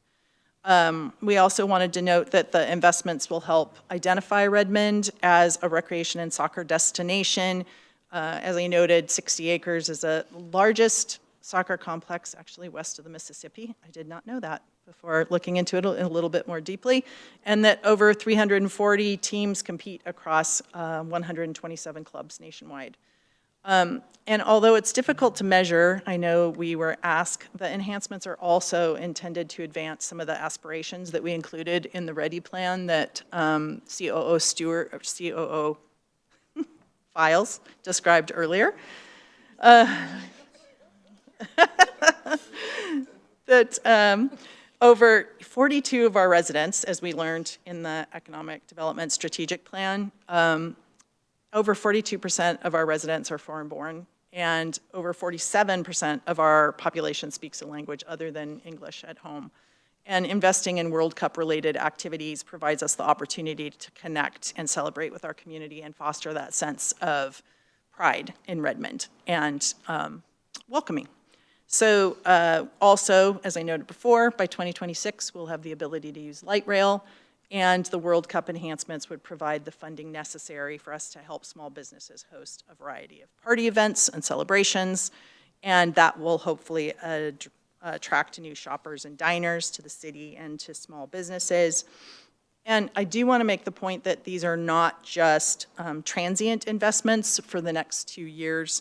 Our goal is for the outcomes of our investments to accelerate district development that was identified as an important element of Redmond 2050, and to leverage the opportunities to create a lasting impact. So, for instance, there are some funds earmarked for arts, and we might have the opportunity to help district development in our centers around the stations to identify art themes that can be deployed to really create that civic sense of district and belonging. And that's actually all I have to say about that. Unless you have any questions about the budget as I've described it, that enhancement.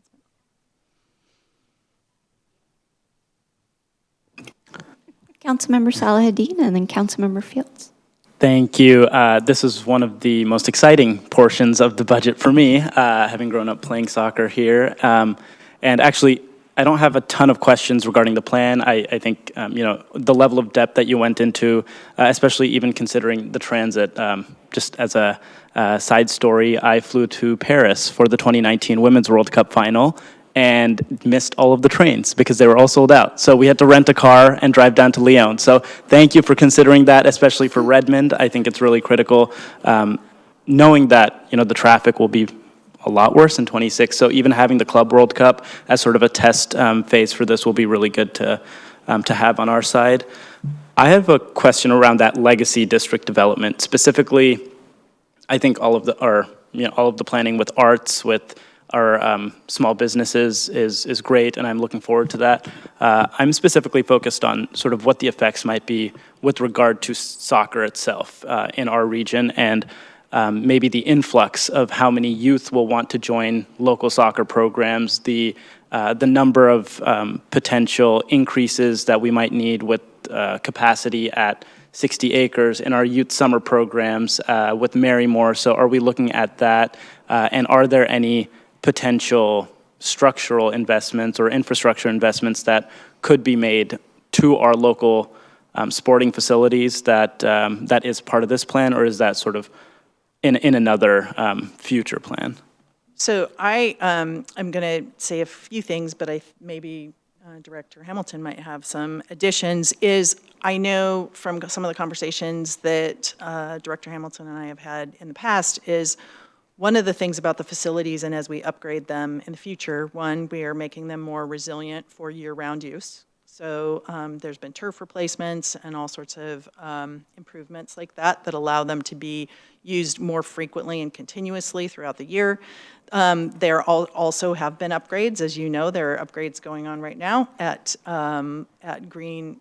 Grass Lawn. And also, we are trying to focus on thinking about how parks are not single-use facilities, so that they can be adaptable to multiple different uses. And I believe some of the work that we'll be doing in the future will be master planning Hartman. Nope, future work, okay. I'm going to leave it to, before I get myself in trouble. Hartman already has an adopted master plan for it. That being said, Hartman has not been significantly redesigned or just really the uses looked at in a very long time. And so it was originally designed mainly for Little League. And while Little League continues to be a really important sport within our system, it no longer kind of is a cornerstone that it once was. And so looking at how do we perhaps reimagine what those fields look like, how they're oriented to be able to be more flexible. As Director Helland was saying, the real goal for us is to make all of our spaces as flexible as possible while still making them usable, because as we all maybe have experienced, there are some fields, some courts that have so many lines on them that they're actually not helpful anymore. So making sure that we're finding that balance while beginning to just really continuing to try to fill the gaps for some of our emerging sports like cricket. Soccer continues to be a massively popular sport in our system, but that is only one of many we get requests for. Can I add a little bit, not just to, fields and opportunities, and I agree. I remember, my youngest played soccer for years, and every time a World Cup came around, be it women's or men's, the level of excitement from families and kids and everyone, definitely was accelerated. So definitely taking that into consideration. I'm sorry about you missing the train, so that's really. But we got yesterday, someone said that to us in a different meeting, and it was really interesting about, people who have experienced that kind of crowd size, can it get oh my gosh, I really have to plan for that. The other thing I think that this offer allows us to do is to have personnel to invest in the partnerships that we need. So the Club World Cup is 25, but the big one is 26. And it allows us the capacity to work with businesses and organizations to really develop what would be most impactful for them and for our community and for all the visitors to our community. So not just, the soccer clubs in the region or, the rec programs or arena sports or whatever it might be, but also a lot of the businesses, restaurants, how are we going to help them be successful in this? Because the worst thing would be for this immense number of people to come into our community, and either one, they don't stay there, they go elsewhere to experience it, or two, they try to experience our community and the businesses feel frustrated, like they can't handle the crowd. So those are the planning pieces that will go into effect with this offer so that we can proactively really create the best experience for people. And my goal is all that Director Helland said, and Lorraine, Director Hamilton, but really create this amazing experience for people who are here and seeing us on, across the world on TV as well, thinking, oh, wow, Redmond, beautiful place, love to go visit there. Let's come and visit this thing. And so create those moments for people to really want to return and stay and come back.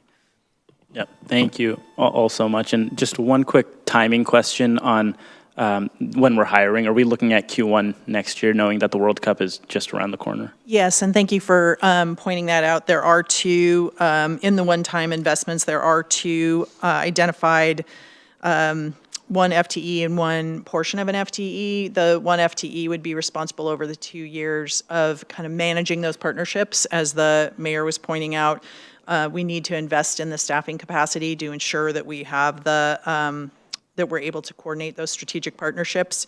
We also have a 0.5 that would be in the executive's office for communications, and the intent there is to really try and reach the audiences that we have had a hard time reaching before. I think COO Files mentioned that before, and a focus of this 0.5 FTE would be to engage populations that we've had a difficult time reaching in the past. Thank you. Any additional questions? Councilmember Fields. Yeah, you've answered a couple of my questions, so thank you, Councilmember, for asking. Who made this budget? Who put this budget together? It was the that was basically led by Economic Development, and it was essentially a collaborative effort on behalf of the 6 departments, essentially police, fire, parks, PCD, Right. executive, and public works.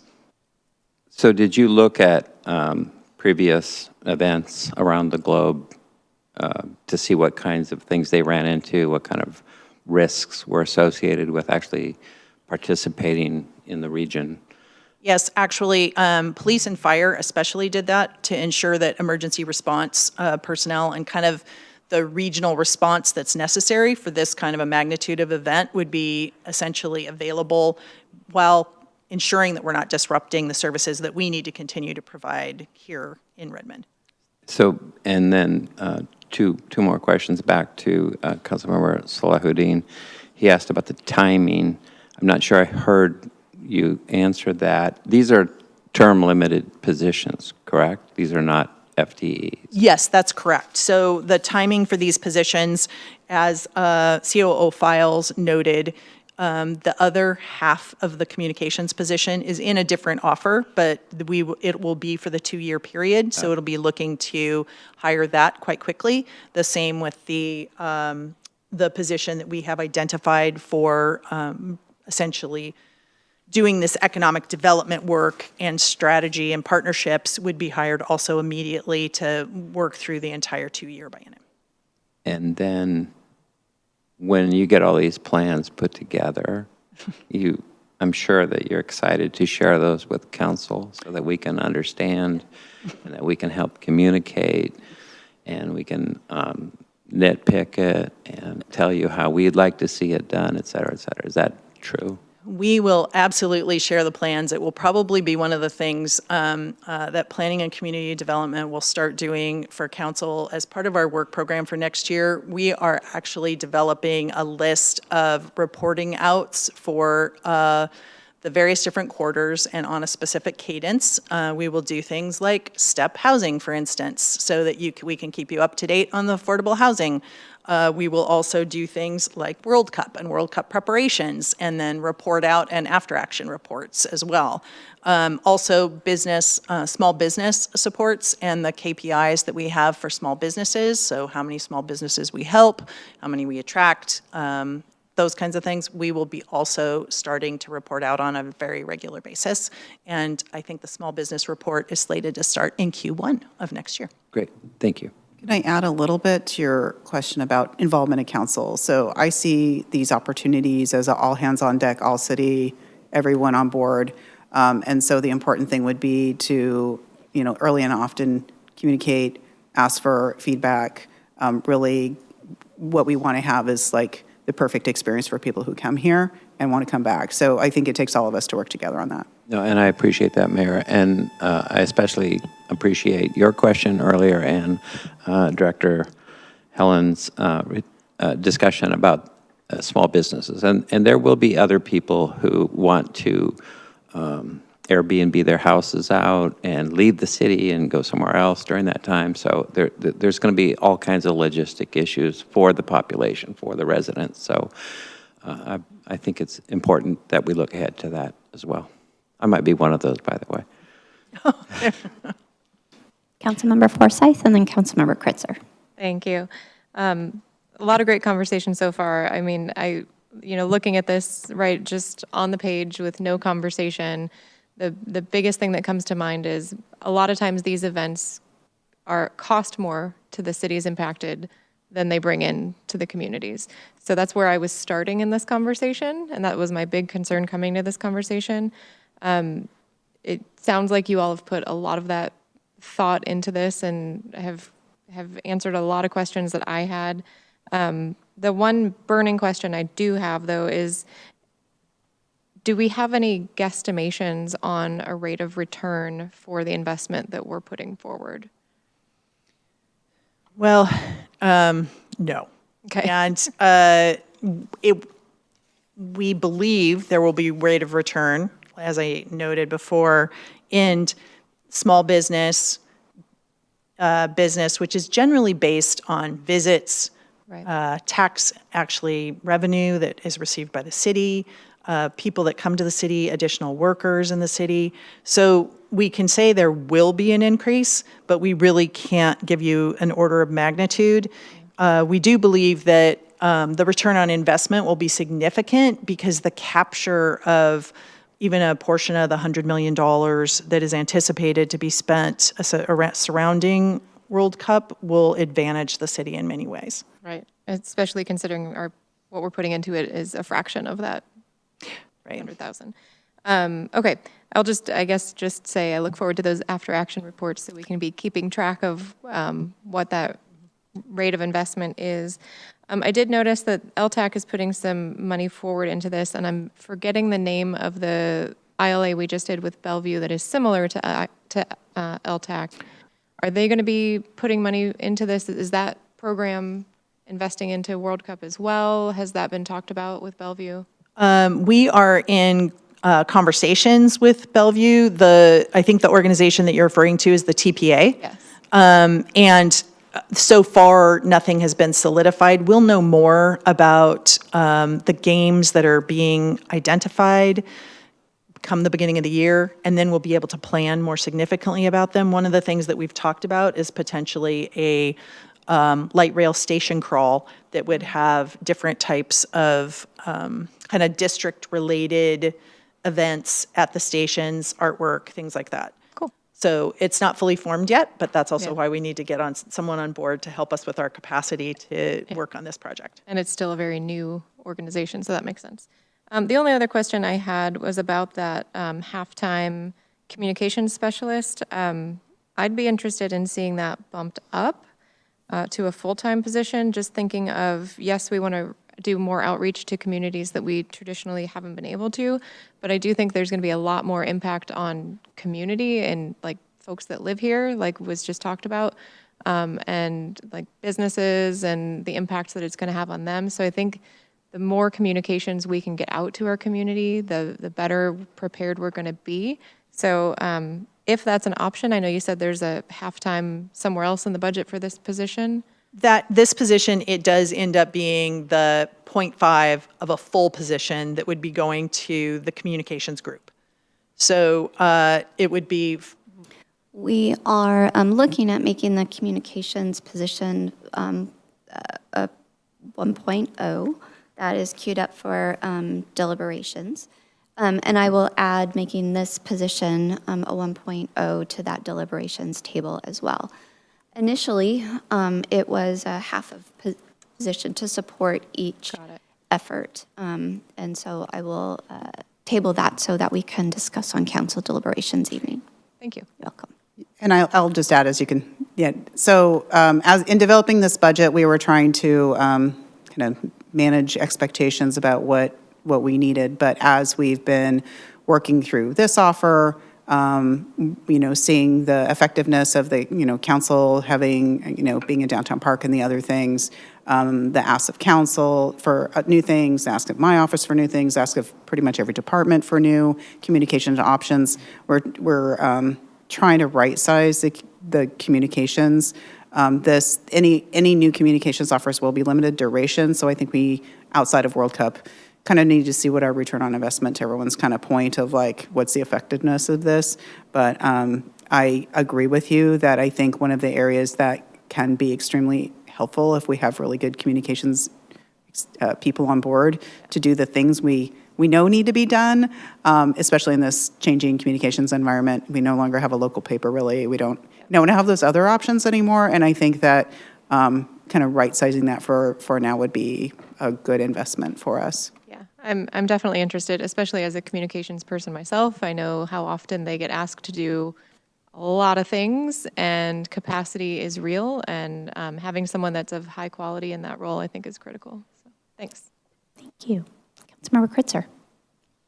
Just to follow up on that, I think we'll discuss more about that, the other position expanding, but I think it would make sense potentially, I mean, we can follow up, but if we expand that position, that hopefully they would be able to pitch into these efforts as needed. If you kept also this one at half, but you expand, so we're going to overall increase the capacity. Definitely think that it's a good idea to think about what we can be doing to engage our community during this time. So appreciate that. And also just the really great thoughtful work on this and thinking about how we take advantage of this moment. I think the one, actually two questions that come to mind. One is if you can just share a little bit more or on marketing in particular. There's a bunch of investments here for marketing. As noted, without marketing for tourists to come, we expect all the hotels to be filled. So can you just share a little bit more about what you expect us to be marketing? It's the events, the kind of other pieces? So some of the examples could be a citywide calendar of events that are being hosted by small businesses. So say British Pantry wants to host an event, maybe they would be added to a calendar of a World Cup team that included an English soccer club. So those are the kinds of things we would do. Actually, the marketing specifically includes marketing and communication and promotions. So there would be advertising for local events and some of the events that are being put on by businesses. It would be banners, other promotional materials that would be available. We have various different ways of communicating through utility billings or through flyers or through the comms efforts that Lisa Maher's group does. There would be the commemorative public art piece and it could be a single piece or it could be many, like we talked about with respect to district development that would be enduring over time.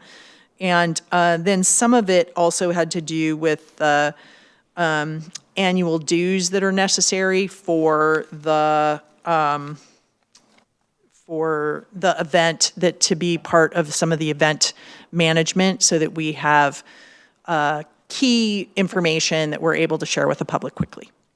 Got it. Great. And I guess a comment. One is on the public art. I think that's very exciting. I've gone to cities that have hosted Olympics or other types of big global events, and they often, for years afterwards, have arts or other types of things that kind of commemorate that moment. And I feel like we've heard from community quite a bit about wanting to have some things that are, special to Redmond or have this kind of like landmark space. So that I think would be an exciting thing, and we'll look forward to hopefully bringing to council some of those ideas.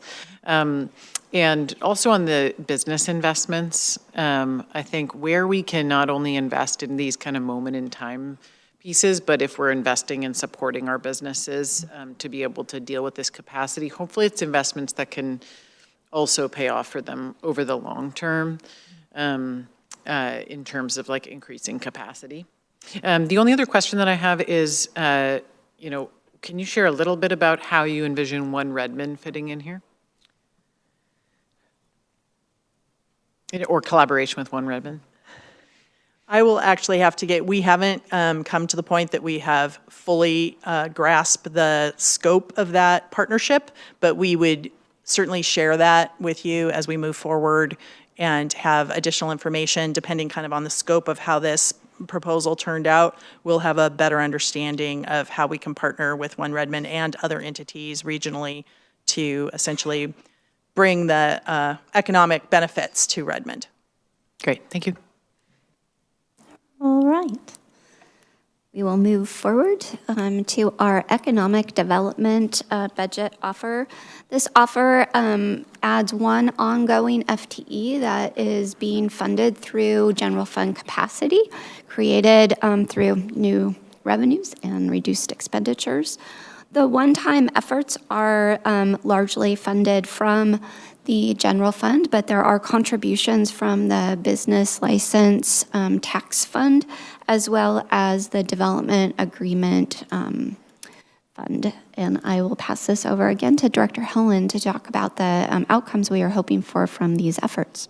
Yes, thank you, Director Cochran. So this enhancement seeks for us to make progress on on implementing some of the new economic development strategies that were included in the plan that you adopted in July, as well as achieving some of the goals from Redmond 2050. As noted, it would include the addition of an economic development program manager. They would be responsible for things like business communications, business retention and expansion, district development, data analysis, and help support implementation of the economic development strategic plan itself. Some of the things that were identified with specificity in the economic development plan was, for instance, the business licensing audit that's recommended as one of the pieces of work that's identified here. I think Director Cochran spoke to that last week when she talked about the revenue growth and recovery highlights for the budget and how doing a business licensing audit will help ensure that we're collecting accurate data and we're generating the revenue that is appropriate for the businesses that are operating in the city of Redmond. We also are proposing some one-time investments that speak to basically, again, leveraging kind of the opening of light rail and accelerating some of the district development associated with Redmond 2050. So things like Southeast Redmond Industrial Growth Center marketing study is something that's an add-on from Redmond 2050. We've identified Southeast Redmond as an industrial growth center, so additional work needs to be done in that area to determine demand and opportunity and options to meet a variety of goals for that center. And that would include and not be limited to rehoming businesses displaced elsewhere in the city of Redmond. You know, we do hear about, I used to have a climbing gym, and now a different company is essentially coming and essentially moving in and displacing my climbing gym. So that would be the thing that we're seeing for gyms and breweries and other food-based production and light manufacturing that seems to be getting displaced by new development, and how those uses are going to be better accommodated in Southeast Redmond in the future as a result of our designation of that area as an industrial growth center. And so that is another kind of an add-on for Redmond 2050. Two other economic development items that were specifically called out in the strategic plan were the home-based business survey. We do want to look for opportunities to connect more with our small businesses, and roughly a third of the businesses in Redmond are home-based. So we believe the timing is right for us to do that, especially as we look at the synergy of light rail and World Cup coming to the city. There are a range of other items included in the economic development strategy that we kind of have on the list for 27, 28, because Director Cochran has kind of had us start thinking about what's the next thing and is the timing right for doing the things that we have proposed for 25, 26 versus farther out. So we've kind of earmarked some of those future plans because the timing really is right for the synergy we're creating with the plans that you see here. The final item that is identified is the arts and community events cultural arts plan, which hasn't been updated since 2016, and that is an effort that will be undertaken by the Parks Department. And if you have questions, we can certainly answer them. Councilmember Fields.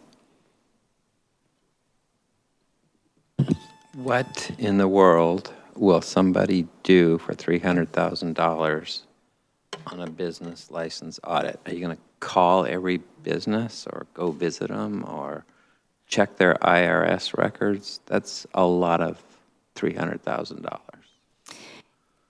Thank you.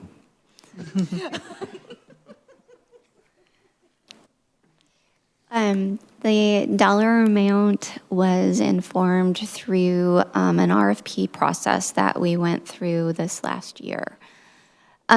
We put this effort out for RFP.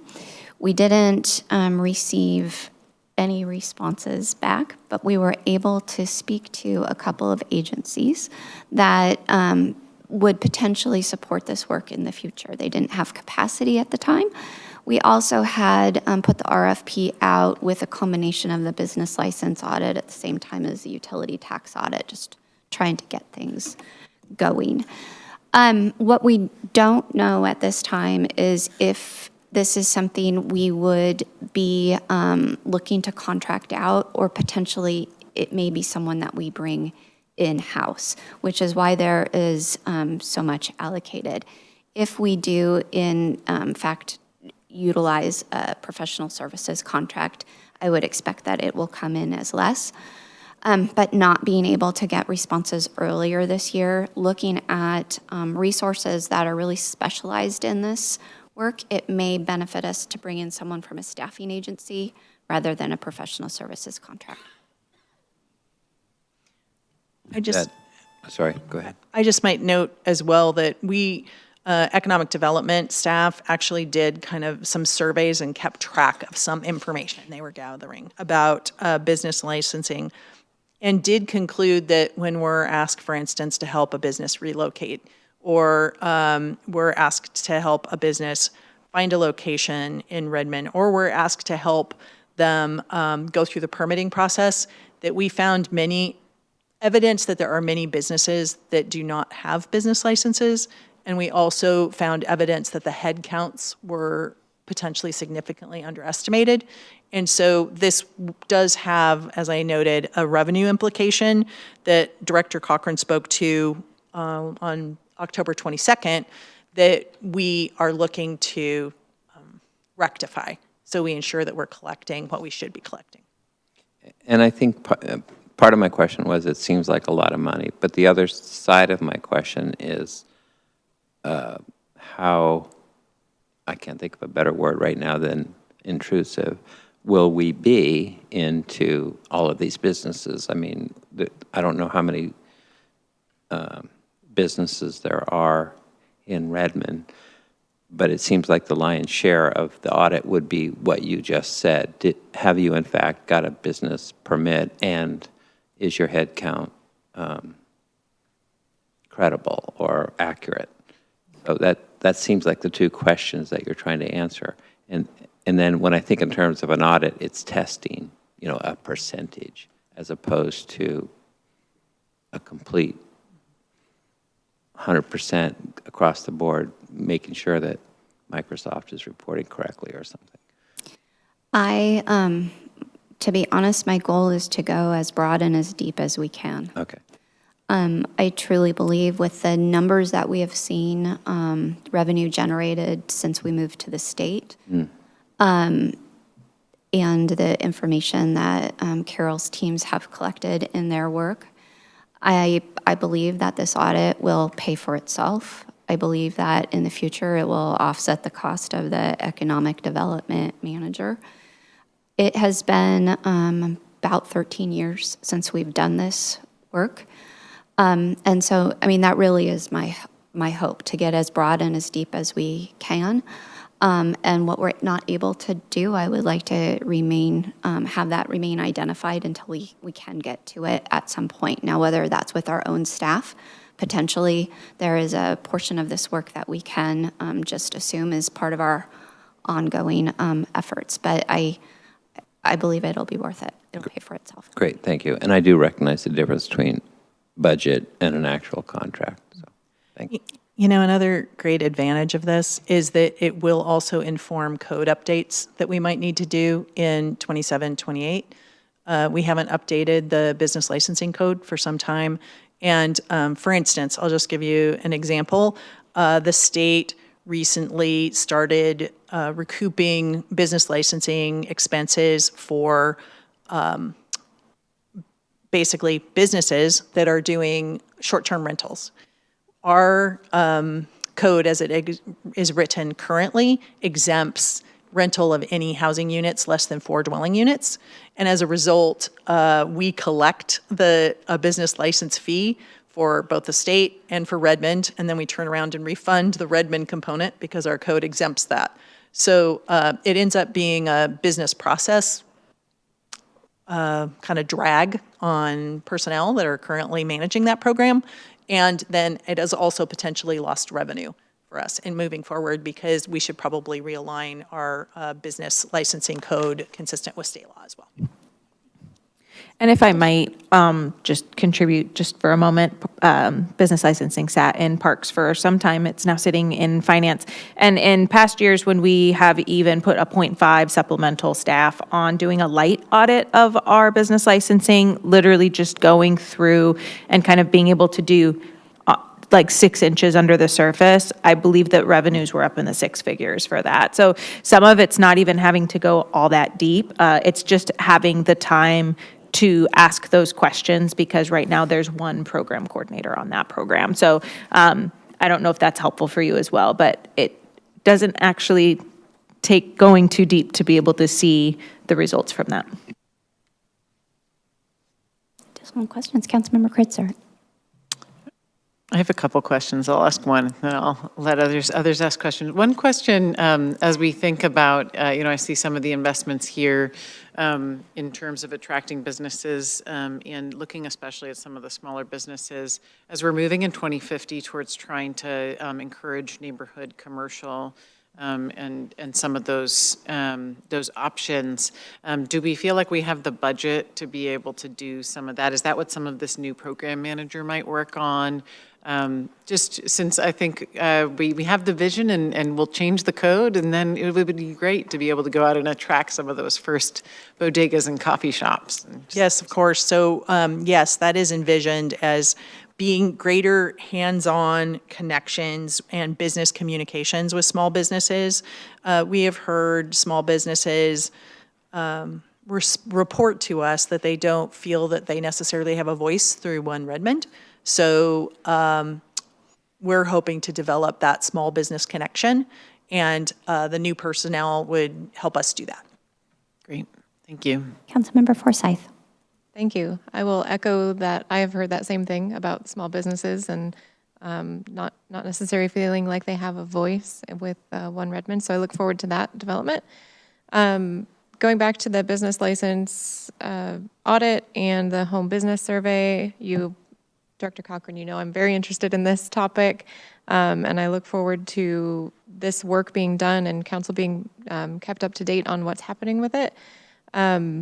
The one thing that I was interested about on it was the ability for us to know, I'm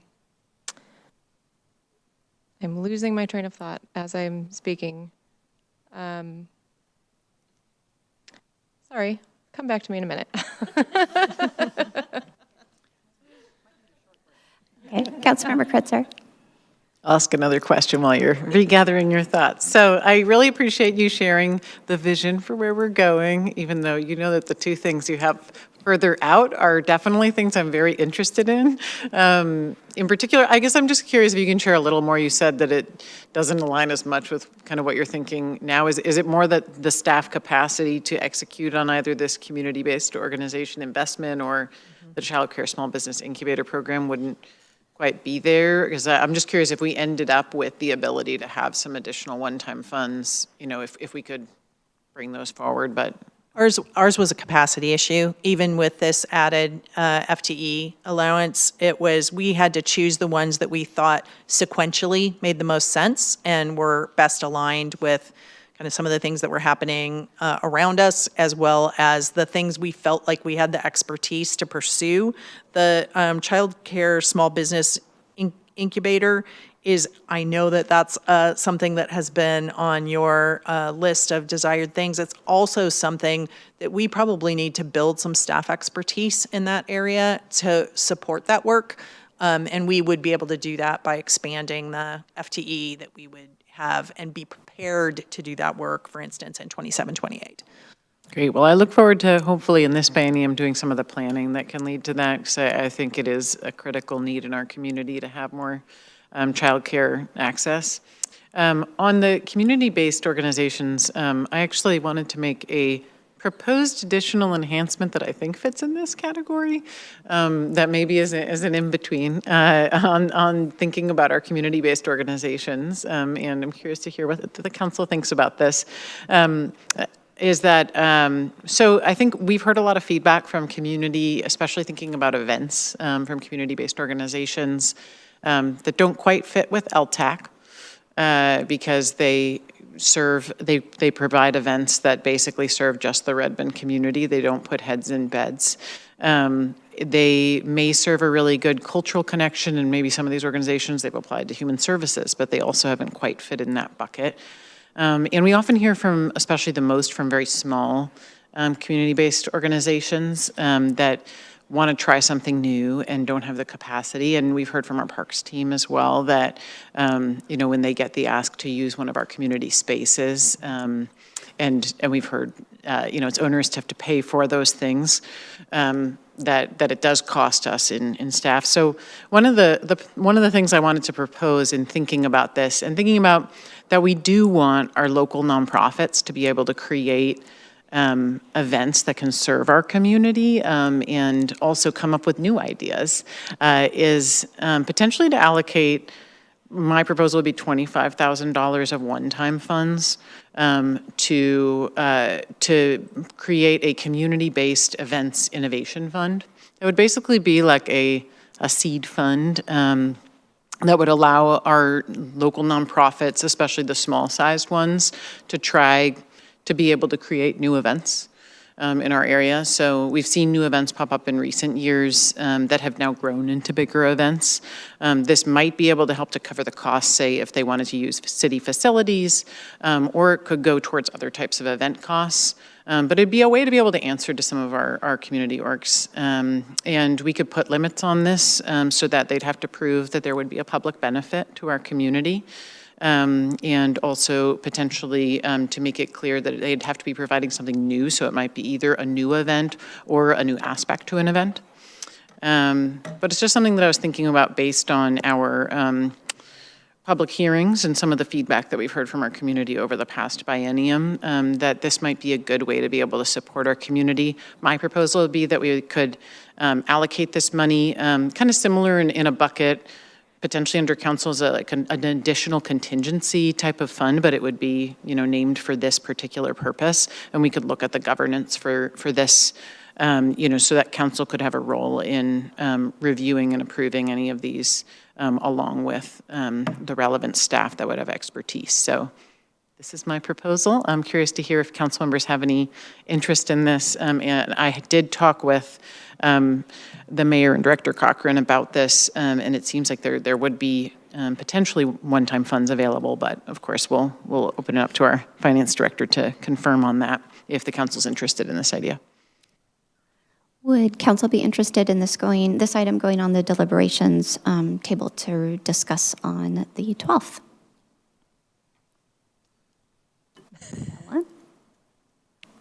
Was that a thumbs up or a I'm hand looking up? for the thumbs. It was a hand, but I can be a thumb too. So do we want to do a thumbs up on that? Sure. All right, so adding it to, 3. I see 4.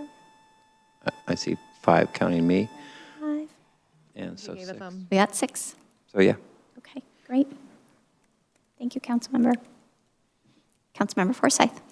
I got back on the thought train. So, jumping back over, thank you for the proposal. I'm very excited to support that proposal. And we talked about it earlier, and yeah, definitely very interesting. But going back to the home-based businesses and business license audit, thank you, Director Helen, for bringing up the code update, because as we were having that conversation, that was one of the big things in my head that was an opportunity that's going to come out of this. Especially, I've been looking at other cities and what they do for their business licenses. And I know, Dr. Cochran, I've shared with you what Kirkland has done. And they have a really equitable way of going about their, especially small businesses, nonprofits, micro businesses, and structuring it in a way that just seemed really comprehensive. So I look forward to digging into that work and making sure that, the Director Helen, the item that you referenced with the 4 dwelling units, I just learned about that before this meeting. So found that really interesting, especially considering those are essentially operating as a business and not being taxed as such, even considering that our business license fee is so much lower than a B&O tax. Just trying to figure out where that balance is and ensuring that we're getting all the fees that we are owed, but also being equitable in that process is something I'm really passionate about. So thanks. Thank you. Any additional thoughts? All right. We will move to the tourism implementation plan. Would folks like a break? Anyone interested? So we have 3 more, We have 3. and then we're going to do deliberations, right? So I guess let's ask the council, do you want to finish these 3, take a break, and then do deliberations? Thumbs up on that. Want to take a break now? Thumbs up on that. So no, we don't want to do either one.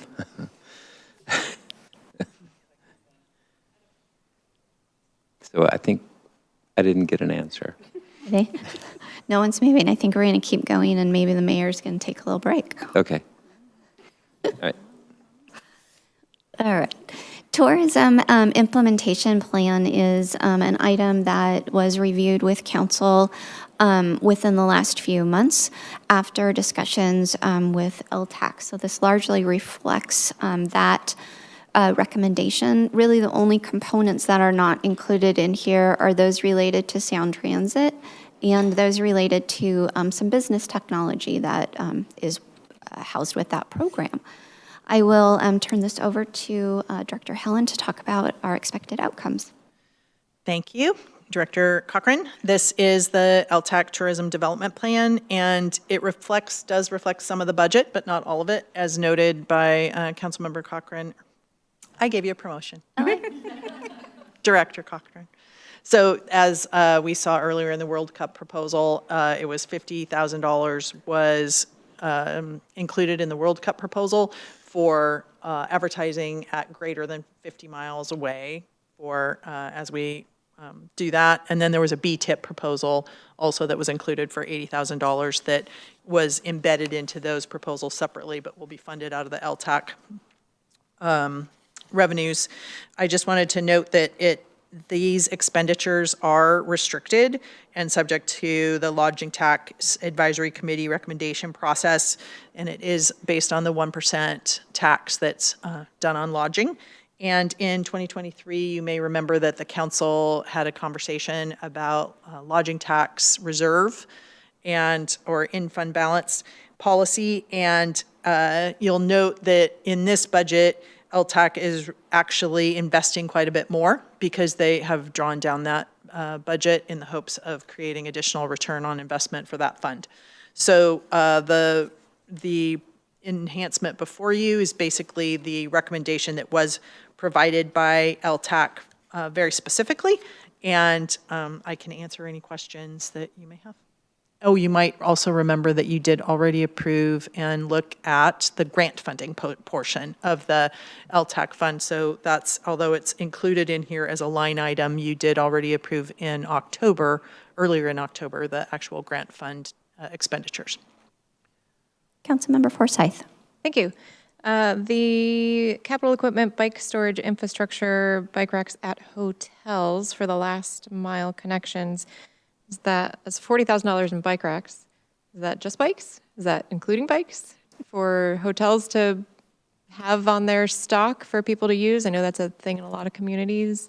Those are the actual bike racks. So it is for one-time funding for bike storage. Bike storage and racks actually will help attract bike tourism.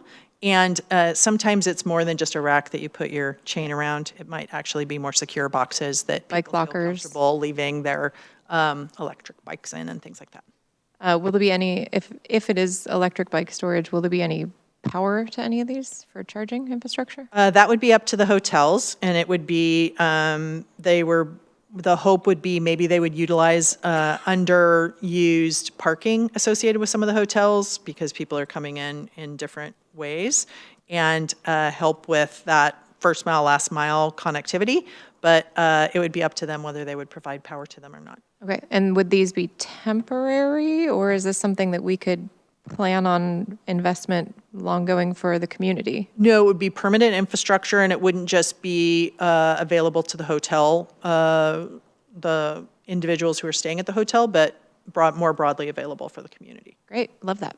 Thanks. Councilmember Stewart, did you have a question? Okay, thank you. Councilmember Fields. Yeah, so we didn't see this before, council. I mean, I've seen it before because I was at the meeting. So this has not been presented to council in any previous meeting. Is that right? I believe that council has reviewed LTAC. Just the They grant. reviewed the grant Okay. proportion, so that is the piece that's just the one line item. So just to further answer Councilmember Forsyth's question about the bike infrastructure, I think during the meeting, the LTAC recognized that that's a need, a growing need, and I appreciate Director Helen having more specifics about what that would include. And I think the idea is that it would in fact have power. I'm going back on the conversation that we had, that there would be encouragement for electric bikes and that it would be more secure housing than just outdoor racks. And is 40,000 enough? Probably not. So, but it's a start. Councilmember Nueva Camina. Hi, thank you. Yes, also just my question was, in bike storage infrastructure, what does that get us? So I guess that's a +2 to Council Vice President Forsyth's initial question. My question was on typically when I've seen budgets before, and also this is my first budget process here through Redmond, but usually things like line items like promotional products, photo and video content is usually rolled up underneath marketing and advertising. And I was just wondering why those two line items are pulled out. So this budget does reflect kind of groups of things, but it was actually identified as marketing and communications that they specifically identified as needing additional investment. And okay. So just kind of giving a little bit more highlight to it? Yes, we were actually trying to be really specific with the requests that LTAC had made in this budget. So it was an effort in transparency. Well, I was just going to say, I love the transparency. Thank you, Director. All right.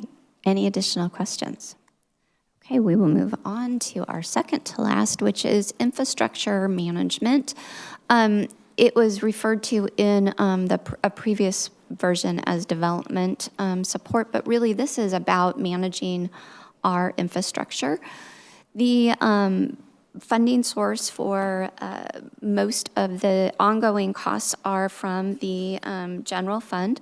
The right-of-way program is recovering enough revenue within its program to offset the cost of adding this additional FTE. The engineering standards updates is something that we would spread between the utilities and general fund, and the one-time dollars are coming from the development agreement fund surplus. So one-time efforts that will help the development community and inform some of the work that we do for them. I will hand this over to Director Burt to help introduce the outcomes for these efforts.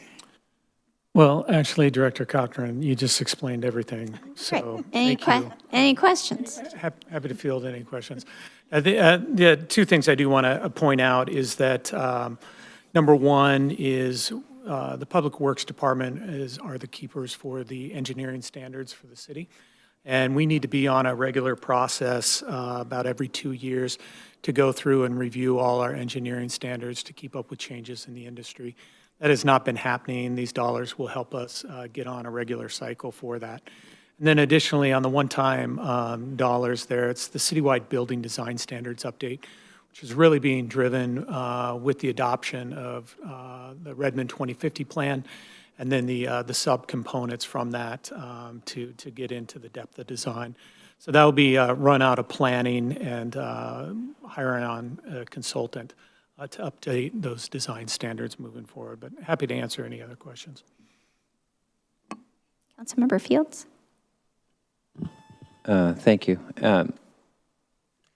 So, Director Burt, on the citywide building design standards, I know you may not have been here, but when did we last do that? Probably 10 or 15 years ago. It's pretty out of date. So Director Helen may recall about 3 or 4 years ago when we talked about the Mary Moore development, and I was reluctant to vote on, I don't remember, it was a development plan or something out there, because we didn't update our building design standards. And at the time, I was actually in a conversation with somebody who does that kind of work, and I asked them, roughly what would that take for a city of Redmond size to update those standards for citywide, not just a urban center. And what I remember is 150,000 is not likely to be enough to hire a consultant and do that work. So why convince me then that $150,000 will do that? So this is actually follow-up to some of the design work that already was accomplished. So this will help us. There's actually two things. They sound kind of similar. One is actually part of the capital investment delivery, which Director Burt was speaking to, which was the design, the design standards and details. Those are engineering, and they have not been updated in many years, and he's going to put those on a regular cycle, which I do have to say our developers are looking forward to very much, because they do need to be updated for industry practices and moving from that suburb to city reflection of our standards and details. The design standards are the building design standards, which are really going to be updated to ensure that they are objective, consistent with the requirements under state law, that they be more prescriptive and less subjective. So we are going to be working on that. It is a follow-up to the work that we did on Mary Moore Village previously, and also as part of the new design chapter that we put in the Redmond 2050 comprehensive plan update. So we believe that 150 should accommodate that work. And I understand that, and I'm glad that we're not starting over, so I appreciate that. Thank you. Councilmember Forsyth.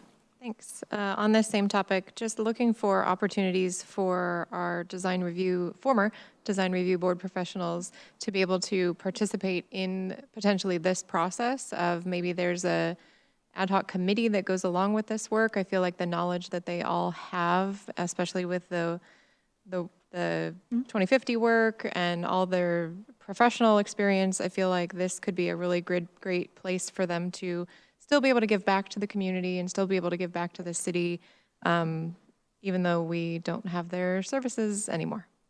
Great suggestion. Thank you. Okay. Any additional questions? Okay, we will move on to the last budget offer, which is about improvements to our parking policies as well as enforcement. This budget offer is funded between the general fund and our transportation demand management program, and I will turn it over to Director Helen to explain the outcomes we expect and the approach that we're using. Thank you, Director Cochran. So Redmond is growing, as you know, and we actually are becoming more dense in our centers, especially those that we see additional density and upzoning happening in Overlake and in downtown and in Mary Moore Village. And we also have those state mandates that require us to remove parking minimums from residential uses in the effort to increase the affordability of homes and the production of homes in the places where infrastructure is available to support them.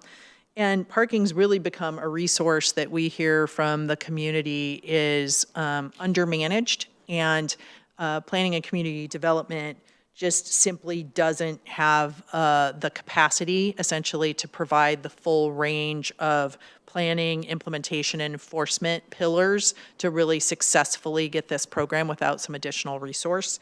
So this is really an issue that's important to the small businesses. They want to see parking turnover quickly so that people come, see their businesses, and then leave their parking space so that someone else can come and visit their businesses.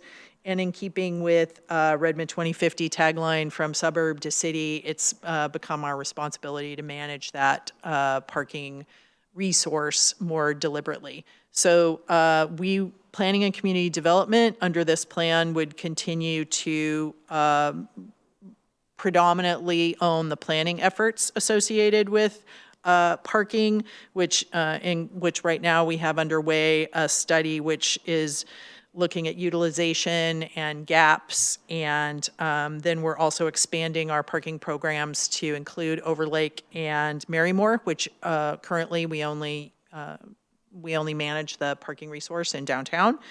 And so that work is ongoing. You saw another implementation plan that Director Burt identified, I think on October 22nd, related to also parking curb space management. So that would really be on the more granular level as our planning work is completed and there's policy development done, that granular level of where do loading zones belong, and how many do we need? How do we essentially manage maintenance of parks when there's no parking available around the parks for the maintenance individuals to get to provide that service? And then also enforcement right now has been constrained to managing our contract with Diamond. And as we envision over the course of the next 2 years, that enforcement responsibility will transition to the police department, and they will manage that contract and bring that service in-house. We really need to update and kind of lean into our enforcement, especially fire lanes, ADA, kind of those loading zones and time-limited parking, and our construction parking resource, so that we see police as the better department to manage those efforts than planning and community development. So the other thing that is included so what you see actually just with respect to ongoing is the 1.0 FTE that will be a program manager for parking enforcement that would be in police. Then Planning and Community Development is proposing a program manager for parking policy planning at a 0.5, which is basically mobility management plans that are about the city campus and the new Redmond Senior and Community Center that are currently being managed by PCD staff, and as a result, other things are not getting done that are on our plate. And then the big ticket item on this one is the shared parking circulator pilot program, which is close to $1 million, but paid for from grant money and lodging tax money in the TDM program surplus, which would allow us to pilot a circulator not dissimilar from the bellhop circulator that got started in Bellevue, that we would be able to pilot during the pendency of the World Cup events, and really work on that first mile, last mile, essentially access to light rail and businesses. So, any questions? Okay. The last one was the most popular. I know, that's the way it goes. Councilmember Salahadin, and then Forsyth, and then Kritzer. Perfect, thank you. Yeah, really excited about the last item. And I guess the question that I have, for the sake of time, what are the shared parking areas defined as, and how would we determine best use of the pilot program to identify how we could optimize it for future use? So those aren't defined yet. That's part of the work the planning effort that we're doing right now to identify utilization and then where areas are underutilized. Councilmember Forsyth. Thank you. So this shared circulator program was something that we talked about in the subcommittee. Do we know, is that grant funding secured? It is not. So it is contingent on that grant funding coming through. It is, we're doing that in collaboration with Move Redmond, and we applied for a WashDOT grant that that is actually part of our legislative process that you looked at, that we will be continuing to talk to our legislators about. And if I recall, it was a 50% city puts forward and then 50% the grant puts forward? Yes, that sounds correct. And it would, Is that not correct? I don't think that is correct. Okay. Actually, Looking over your shoulder. 20% City of Redmond. Oh, 20% City of Redmond, even better. And the other thing I just wanted to note was that we will be doing some state advocacy to try and secure the monies associated with this program. Also, this was another program that lodging tax, that LTAX said that they would contribute to. I think it's $68,000.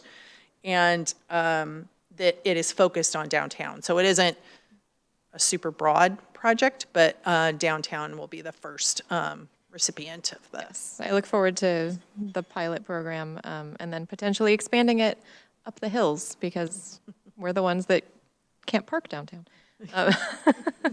So, and then on the police and parking enforcement, you mentioned they'll manage the contract, but then hire in-house. I think that was just maybe a misspoke. So there's no contract involved for police or for parking. It'll just be. So we have a contract with Diamond that goes through the end of this year. Okay. But so as the transition, we still have some details to work out, but as the transition would go, the police would take responsibility for managing that contract as they're then coming up to speed on taking over the enforcement responsibilities. And we'll decide, do they need to contract additionally, or are they going to take the program in-house, and what would that resource look like? Okay, so we're still kind of building that one out. Correct. Okay, and then is that that looks like it's just inclusive of a staff person. Is there any additional vehicles needed? Or are we planning on just using current? The contract currently has vehicles because we have vehicles that we use for parking, but the request, like we do for Diamond has vehicles assigned to the city. Oh, okay. Currently, so as long as we're under contract. But any request for vehicles will come after we do planning associated with that completion of that transition to police. So there's potentially more to this than we're looking at on the page. Not for this biennium. Okay. Potentially for future bienniums if we choose not to continue with enforcement contractually to build out the system that would be necessary. So, for police to take it over. Just to make sure I'm hearing that right. Does that mean, so our Diamond contract ends the end of this year? Correct. End of next year. End of next year. Okay, that's what I was missing. Thank you. Councilmember Kritzer. Following up on that, I've had a lot of conversations about parking with various businesses, especially this year, and with residents. And I would say when we do get to the end of the contract or are looking at that, I think either looking at options for a variety of providers or bringing in-house would be useful. I know I've heard quite a bit of discontent around Diamond's service, so just wanted to note that on the record since quite a few people have said that, and I know I think the staff have been trying to provide feedback, but especially this last year as we've changed some of our parking regulations, that's been particularly prevalent. So I think it's just something for us to look at, and I'm glad to see actually more investment in thinking about how we do parking planning, just to be able to answer some of the many different questions that come our way. So no questions on that, but more a comment, and would love if you want to bring it back to council for us to be able to kind of hear more about that process as we're thinking about that contract. Yes, of course. So there will be periodic check-ins with council right now as part of the baseline budget. We do have this planning work that we're doing that I described before, where we're just looking at current conditions, doing utilization assessments, also essentially identifying gaps, as I noted before, and then we already have a baseline of information for downtown, but the program is anticipated to expand to Marymore and to Overlake, and council would be involved in the basically adoption of that program expansion in the coming biennium that would then inform kind of implementation related to curbside management as well as parking. Great, thank you. And because I will note, I think our planning staff already knows this since we've talked about it a bunch, but one of the pieces of feedback in particular I've heard from our small businesses as we've moved to some of our different regulations, well, the idea was to get that turnover so you get more people in and out in the businesses, is that if there's parking enforcement that people get surprised by, or if they get ticketed and feel it was unfair, then they may not come to that business. As well as, I think one of the challenges, which I'm excited about with the shared parking program, which I know we talked about in subcommittee, I want to highlight, is the thinking around, where we do have parking lots where employees might be able to park, and then being able to get them on those circulators over to the businesses. I think that's really key, because that has been one of the changes that small businesses have seen, where their employees were able to park on some of our unlimited streets or some of our at past 5 o'clock, especially for like the restaurants, and now aren't able to do so because it has a 2-hour limit. And so I know that our planning staff has been solving for that, but I think this circulator may be a really great option also to answer that issue. Well, and the pay for parking will also be a good change, a good transition. Right now, remember, we do have permits that people can buy to park in some of our areas of the city. That permitting is basically creating unintended consequences because people are choosing to buy a cheaper permit from the city of Redmond and park their car outside rather than parking the car that they have in their building because maybe their buildings are charging more for parking. So we will try and remove that financial incentive as part of this program as well. I think we need to increase those fees. Councilmember Fields. Yeah, one question or one comment I had you've just discussed, and that's on the employee parking. And what's happens is they are limited. They can't get away because they get busy. They can't run off. Then they get there and there's a ticket. We're talking, a lot of these people are minimum wage, and they have to pay their whole day's wages for a parking ticket. And the communication around that has not been very, very great. I understand. This personally landed in my household the other day. I have 2 children that work in downtown Redmond, and one of them received a ticket earlier this week. Got it. So, all right, good. I mean, not good, but good.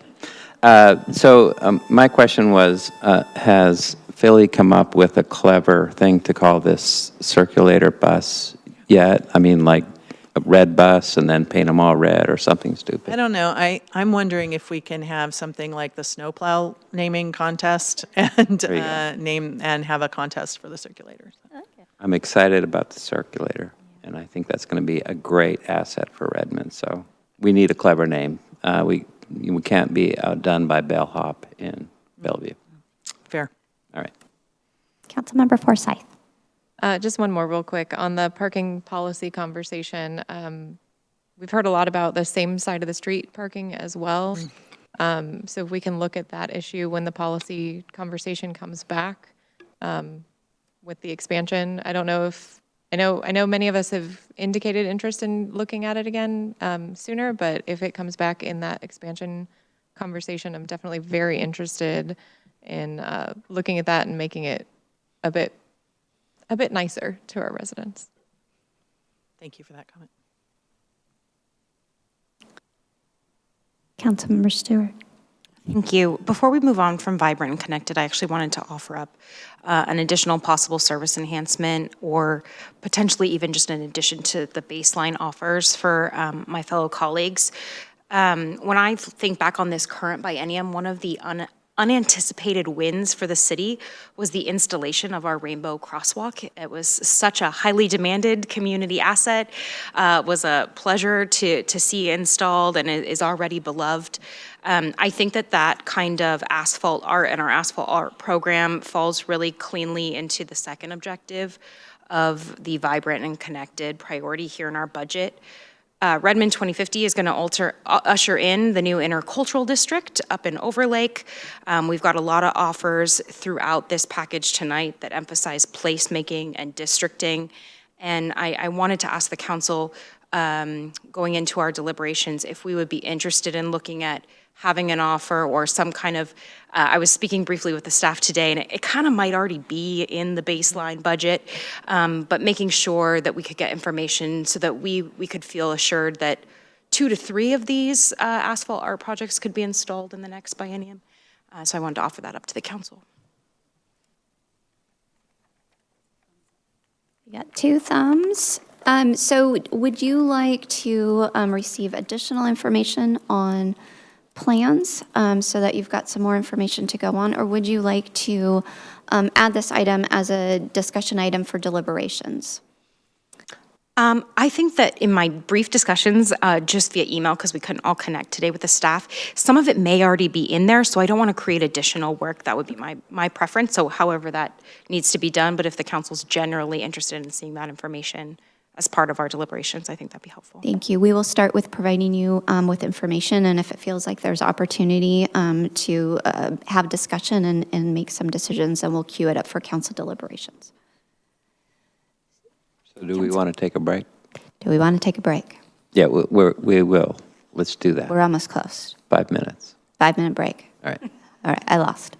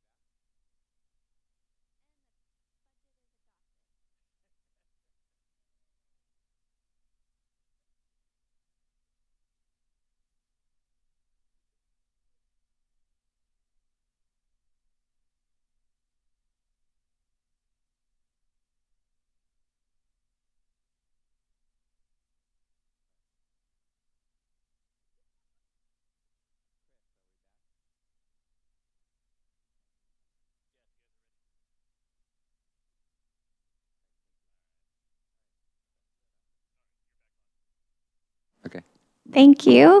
And we will pick up where we left off, which is essentially focusing in on some items that we know we need to queue up for your next evening, which is for council deliberations. There is still items on the matrix, and we will add Council Member Stewart's inquiry about asphalt art and what we're doing into that, and we'll follow that response to determine if it ultimately needs to land on deliberations matrix or not. I currently have 5 items that I am aware of to get to council with. We have identified a need to kind of check in on bike safety programmatic items. There is a report coming to council next week that will provide some information. We'll check in again after that to determine where we go with deliberations. There is business license ordinance information that we are queuing up for council's review. And so we will work that through council, check in at FAC, but also add it to deliberations to make any final decisions. We have queued up discussions about the 0.5 FTE, both in communications and on the World Cup side, just to get that right sizing done. We'll check in on the city council's budget and where that is landing for the budget, and then the community-based organizations funding that Councilmember Kritzer queued up this evening. So those five items we are currently planning for. I would like to get any additional items that you are currently aware of so that we can start working on getting information together for you. If you don't have any items to add tonight, I would ask that you send those via email by next Wednesday. Our goal is to get a full packet of information out to you to review over the weekend so we can be as prepared as possible for the 12th. Councilmember Fields. So I have 2 things. They're not deliberations necessarily, but we did talk about because we have so many new positions in this budget, I had asked, could we get, I said some specific positions, but then it seemed to get broadened to get an abstract or an idea of what the scope of those positions would be. So I still would like to see that. We have that identified for the environmental positions. Were you looking for broader than the environmental piece? I asked for the environmental, and then I thought that one of the council members had a question on another position. I'm going on memory here, so if they don't speak up, then I'm okay with it. But in addition, because we have new positions, and I'm going to clarify ahead of time before I ask the question, I'm not looking for budget reductions, but I would like to see an analysis of the built-in position savings, because we have so many positions, we're not going to hire them all right away. So how much money are we talking about that we're budgeting that we'll actually see in FTE savings likely? And I'd like to know that number. Thank you. I will do my best to work across departments to understand the priority of onboarding and sort of sense of timing, and we can probably give you a high-level estimate of what that's looking like. Mayor? Yeah, I think that's a great question. So we haven't, because the budget's not done and you haven't approved it, so but we're starting to think about how would we prioritize which positions. So we haven't done that work yet. So you can, I'm going to say that you're probably going to get more of a rough estimate, but if the budget gets passed with all of those positions, then that will be actually one of the first things we do is to prioritize. And so I think then we'll have a much more concrete number for you and the council to understand what the timeline is for these, but I think that's important also when the work will start getting done too. So I think it'll be a broader thing than just the salary savings, if that's helpful. Yeah, and a rough estimate would be great. So thank you, Mayor. Thank you. Councilmember Kritzer. I have a couple items, but following up on the new positions, one thing that I think we talked about previously that I did want to make sure we loop back to during deliberations is around the legislative coordinator position, since that's only been a half-time. I think we discussed at the last meeting that we would envision that now would become full-time, and that because the other half has been volunteer, which is now becoming a new full-time volunteer. So just wanted to more kind of touch base on that and confirm that's the vision for that position, and make sure we have time for conversation about what that looks like. One of the other things, I actually had a question for Director Hellendon. I was going to raise it during our last section here, just is around, I think it's more just confirming, I see within some of these enhancements, especially on economic development and communications, the increased capacity to do things around hopefully engaging in landlord-tenant outreach. And one of the things that we have had on our list of budget priorities from the council coming out of our retreat was to be able to support more renter resources, or potentially moving eventually towards like providing a welcome packet to the city for new renters. And just curious to know, is that covered in the like current capacity additions that we have here, or would there need to be additional capacity added?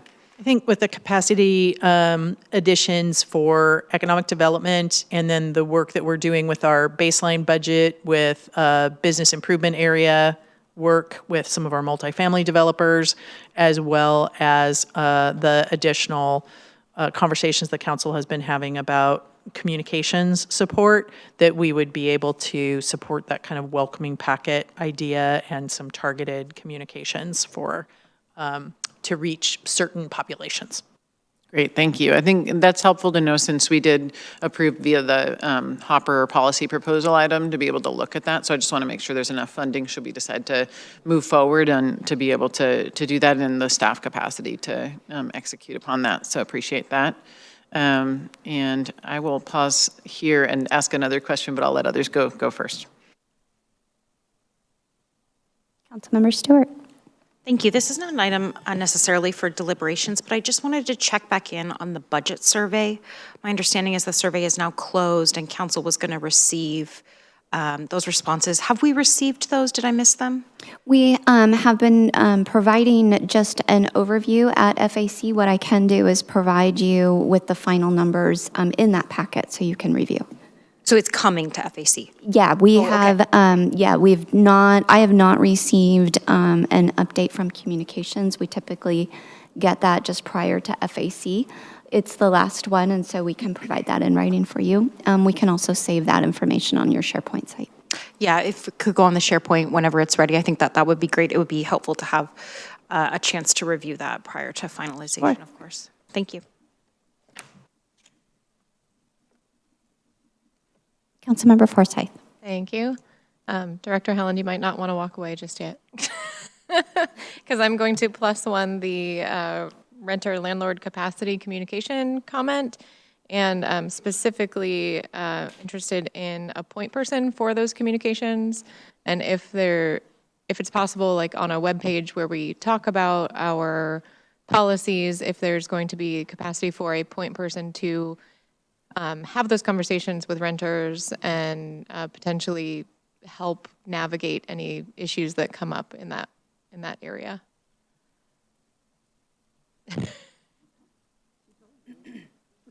Thank you. I was going to say it as you were getting up, but I thought it would be rude. Would it be possible maybe for us to talk about that internally and for you to add that to your deliberations over the Absolutely. 1.0 FTE for comms, and where that's where actually something a like great that might live? thing for that, yeah. I love that. Thanks. Be okay. And I will also +1 the ledge coordinator conversation. And then Director Cochran, is there a plan for, in this budget, for if the funding sources that we currently have go away due to the ballot initiatives? We have, I think, sufficient contingencies to really handle that. I don't see any concerns. I think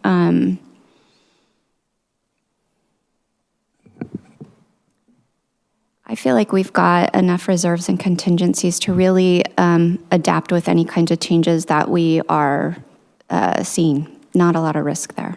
Okay, great. I like not a lot of risk there as a response. I will, yes, and, we have, it's more capital that we're getting from the, say, Climate Commitment Act, so it'll probably require another conversation, more conversations. Right, we might have to realign expectations. Correct, and then, just not to,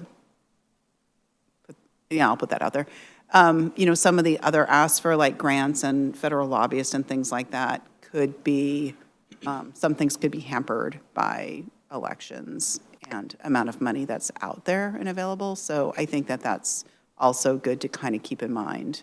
So we may have to pivot here. To set our expectations differently. Yeah, okay, thank you. Councilmember Kritzer. Just following up on that, it might be helpful since our next conversation will be post-election to just have that as an item for follow-up if there is any Thank you. change in consideration. And that might be more matrix, but. We'll just add it as an update item. Thank you. Did you? I'll cede the floor and I'll raise my hand again. Councilmember Saladin. Perfect. Thank you. I actually don't think that this would go in this budget deliberation, but I would be remiss if I didn't share some of the conversations that I had with Mayor Burney earlier in the year regarding maybe in the next biennium of the budget, looking at a potential junior council or youth council that could supplement the work that council's doing with a youth lens. I know our RIPAC, Redmond Youth Partnership Advisory Committee, is doing great work with regards to community engagement and volunteering, but getting a strong policy perspective similar to what the youth provide commission by commission, I think that would be a really great opportunity to engage the next generation of leaders, similar to what the City of Auburn is doing with their junior council. I know adding it to this budget would be a stretch, and so wanting to make sure that it's not lost in conversation, but that we are continuing to look at opportunities in which youth voice is involved in a lot more policy decisions and not just having them, share a thought and then we take their engagement, but more that policy perspective with their lived experience as well. Thank you. I like it. Councilmember Stewart.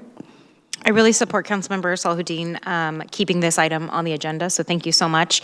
And I really look forward to discussing it at our council retreat. One of the things that I think we have a lot of internal housekeeping for the council headed to that retreat. And one of the questions that's been raised is about roles and responsibilities and leadership opportunities. One of the unique things about the way that the youth council in Auburn works is that there is a council member who is assigned to be the liaison for that body and sits with that body and reports back to the council. So it creates another leadership opportunity. And I know we have an interest in some possible updates to the opportunities we have here. So looking forward to having that one back at the retreat in 2025. Thank you. Councilmember Nueva Camina. Thank you. I would be remiss if I didn't say anything, given my day job, about the increase in reserves up to working towards 12%. Mitigating risk and coming from, having a seat or coming from a place of strength where we can pivot rather than react, so we can respond rather than react is incredible, and I'm very pleased with that. Question around where do we, and this is I'm still speaking to my initial year in learning, where do we keep our reserves? What do we do with them? Our reserves, they're held across the city, but reserves for the general fund are actually held in our operating reserves fund. It takes, council action to use those. It would require a budget adjustment to move them out of the reserves into another fund for use. There are reserves that do sit in the utility funds as well as in the capital funds and special revenue funds, but the majority of the reserves that are secured for general fund purposes are held in the operating reserves fund.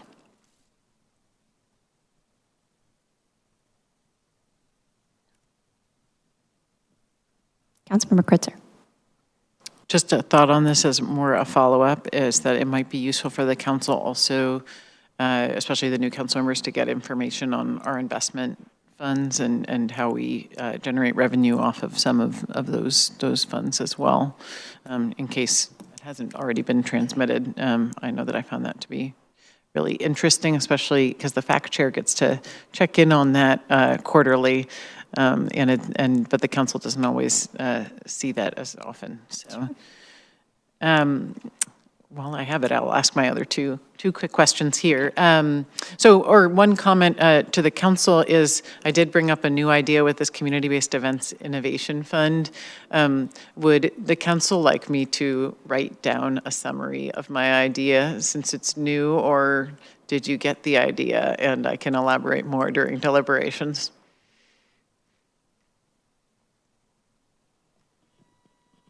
I think the idea was very clear. Thank you. Okay, great. And then the last thing I wanted to bring up, I think, just going back to the DEI positions, I think there seemed to me, just whether it's matrix or whether it's deliberation, there was still outstanding kind of information, especially on whether we have budgeted sufficiently for the baseline for the DEI advisor position. And it did come to mind as we were actually talking about the attorney positions and around kind of confirmation process, which I appreciated the mayor being willing, even though then we realized that the council does confirm that role. On the DEI advisor, since we originally, when we've talked about this, we had wanted to make it a director position, and then structurally it didn't make as much sense, but I do think it might make some sense for us to just figure out a process in which the council could have some input into the hiring or choosing of that position. So I guess I'd put it out as an open question for the mayor and others to think about as we think about the future of these positions, that I'd like to put out there, and how we make sure that we can, as a team, kind of be engaged with that position. Thank you. Councilmember Forsyth. Thank you. On that topic, I'd be interested to know what the gap would be if we were to raise that to a director level. So maybe just for a matrix item, because it is something we have talked about for a while, and I know structurally there was rationale behind it, but since we're at this point where we're going to be rehiring anyway, maybe it makes sense now. Just to step us back a hot second, Councilmember Nueva Camino was bumped from the meeting when you answered about the reserves. So if you could give that answer again, she was not able to hear that answer.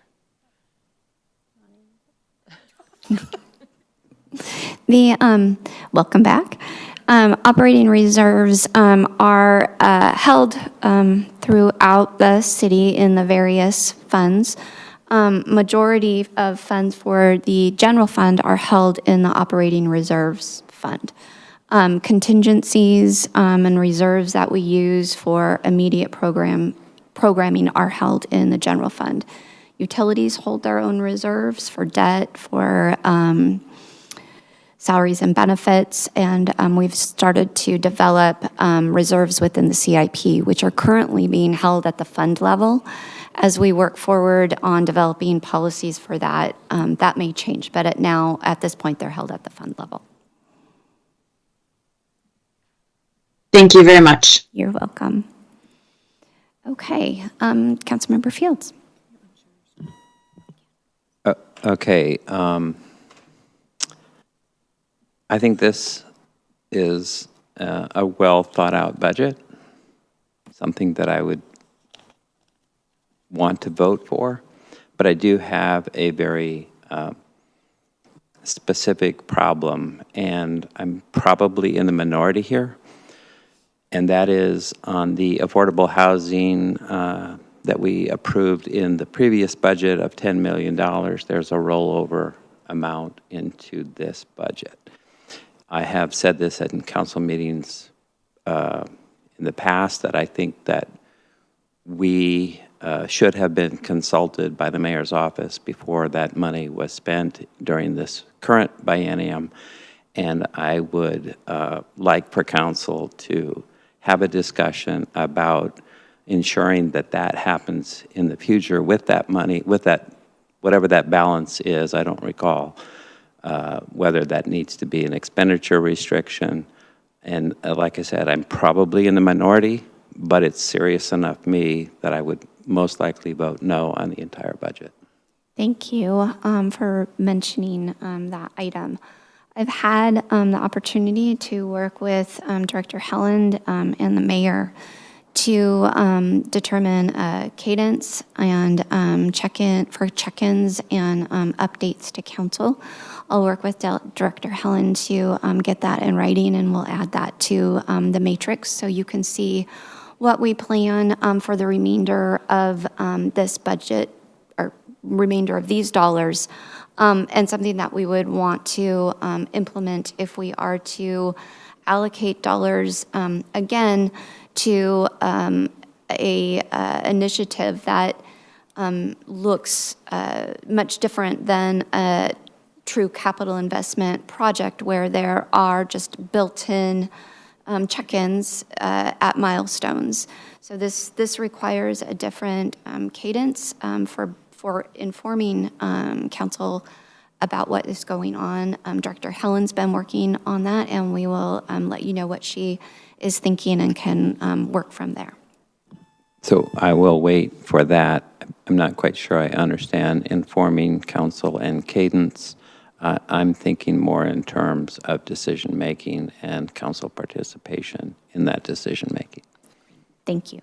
Councilmember Kritzer.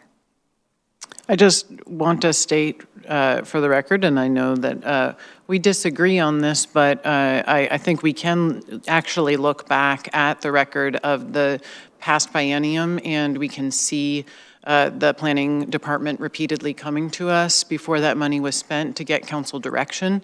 And that has been our process, is that we've been transparent about where that money is going to go. The council has had the opportunity to weigh in on that. While not all council members have agreed with where we decided to put it, the majority of council has supported that. And so I still think that the current process is sufficient, and have appreciated the planning department being extremely transparent on the use of that money. Thank you. All right. Thank you. We then have our new matrix items. We have our deliberation items. If there are any other needs for either one of our matrices, please let me know by next Wednesday. As I said, our plan is to get you out a full packet by next Friday for review. We'll have time to check in at FAC, and as we'll have the study session that evening. Anything else in the meantime, please reach out. So we're done? So I will pass the gavel over to council. Well, thank you. And thank you so much, Councilmember Fields, for chairing that portion of the meeting. The next and final item on our agenda is council talk time. There's a couple things that I wanted to just do as reminders, and one item that I wanted to bring up with the council just for conversation. So a couple reminders. One, to the listening public, please remember to vote. The deadline is this upcoming Tuesday, November 5th, and you got to get your ballot in by 8 p.m. and has to be postmarked that day if you're going to put it in the mailbox. Otherwise, drop it in a drop box. Also, did want to remind the council that the SCA regional committees, there was an extension on applying for those. Tomorrow is the deadline for applying for those. So if anyone is interested, please do so. Also a reminder that next week we will, due to the election, we'll have a Monday meeting. So just note on that, we will not have our regular Tuesday meeting, and it will be a business meeting when the public can also come, and we'll be having a public hearing on our budget as well. And then also a reminder for the council that Deidre has sent out a survey for possible dates for our retreat. So if you haven't responded to that, please send that in so we can get our retreat all set. And then the last thing that I just wanted to bring up kind of for open conversation is that I think we all got emailed the results of the Salary Commission's proceedings, and just wanted to open it up in case anyone had any comments or questions. I know that we have, or I believe that we have our HR director online in case there were any questions. There was no other time. Or there she is behind me. Yes, here we go. Just in case there were any questions about that process, since obviously council was not engaged in that process by design, and wanted to make sure that we made space for that. Any comments or questions? Council Vice President Forsyth? So I'll go ahead and kick us off. I really appreciate the work that the Salary Commission did and all that they looked at in raising our salaries. I do have concerns around the inequities that are created through paying the council president position more than the other positions. It used to actually be in our council rules that the council president could not receive more funding. I don't know when that was removed, but I was able to find through an old copy that someone had mailed to me that that did used to be in our rules. And I have concerns primarily because it creates inequities within our own structure. We are all council members first. And I wouldn't want it to be that someone is interested in that role just because it pays them more. You know, when I was council president, I made a really strong effort to make sure that we were a team and we were collaborative. And I know that may not have been the case prior. I know that was some council members' experience where that was not the case. But I really do think it is a collaborative effort. And I would be saying this if I were still council president. So regardless of what role I currently have, I just think it creates a system of more competitiveness for that position because it creates a pay inequity. So just interested in the conversation, interested if we may want to adapt our rules back to what it used to be. Maybe I think it was in the 90s. Just kind of wanted to open up for the conversation. Thank you so much. And I will state for the record before I call on Councilmember Stewart that it would not have been my preference for the council president to be paid, and I think or to be paid more. I think, and I just want to note that I think we still have been setting a culture the last now 3 years of really having council leadership be a team, and I just really appreciate that. Councilmember Stewart. Yeah, actually, I don't know that the viewing public is aware of the result of the Salary Commission, so if we could just have Director Laird maybe give a brief overview of the result, that might be helpful. And I also noticed that their meeting minutes, last meeting minutes weren't posted. So anyway, in the future, where can folks go to find the results should they be interested? Thanks. Sure, that's a great question. For the meeting minutes, just really quick, we're still finalizing them. Of course, the Salary Commission didn't meet for the last meeting, and so the chair will be signing off on the minutes. So those will be posted. They are posted on our website under the Salary Commission website. It has all of the data and all of the minutes and everything on there. As far as the outcome goes, I feel like I'm really loud. But anyway, as far as the outcome goes, the Salary Commission, the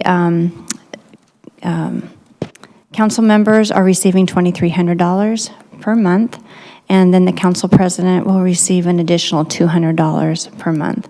And that will be effective on November 14th, after the 30-day period, and then council will start receiving the funds as of November 30th. There'll be a prorated amount for November, and then December, council will see the full amount in their paychecks.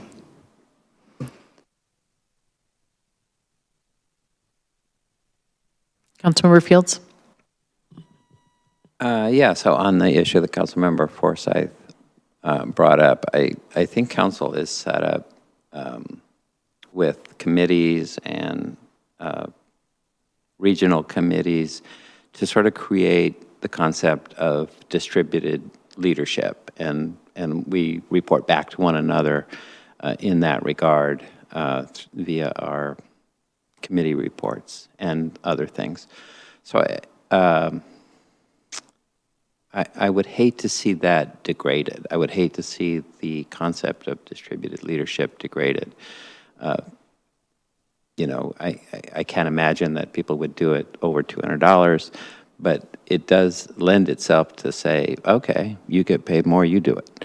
And that's not in the spirit of a legislative body of 7 people who bring diverse and thoughts and opinions into this decision-making process, working with the mayor's office.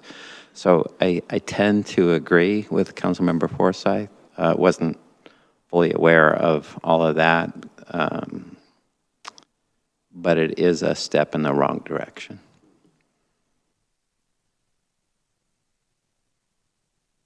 Councilmember Salahuddin. Thank you. Yeah, I agree with Council Vice President Forsyth for all the reasons that Councilmember Fields just laid out. I think the opportunity, that we have with great council leadership is that team building. And I think, the $200 a month would, in my opinion, be better used to build more team building opportunities and activities. And I think that, going to create that level of inequity, regardless of position, I think Councilmember Stewart alluded to what we have to discuss with regard to all of the council members potentially having a position. I think that distribution right now seems really solid, and all of our council doing great work across the region. And so, yeah, completely agree with Council Vice President Forsyth on that. I was going to call on myself, but like raising my hand. Yeah, well, I appreciate everyone's thoughts on this, and I agree. I think in terms of what might be done about this, I did ask a little bit about it because I think we did put into our code to convene the salary commission in even years, and maybe we can hear a little bit about, what would be the considerations on this.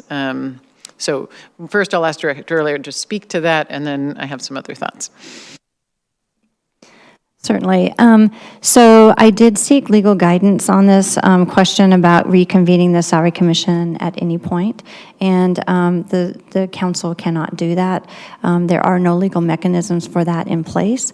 However, in your code, so in the Redmond Municipal Code 3166, it does indicate that the salary commission will again meet in 2026, so every even year, so that's the next time it's going to meet, and that's in accordance with 2.38.020, and so we've already calendared that reminder for me to work with the mayor to convene the salary commission in March of 2026.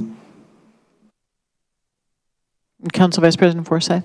Thanks. Are there any other options we have? With the conversation that we had around the council contingency, I think Councilmember Stewart had asked about not accepting that money. Is there a mechanism where we could, if the body decides, or if the council president decides that money could go towards council contingency for community events, like Councilmember Salahuddin had mentioned? What other mechanisms do we have potentially to create more equity?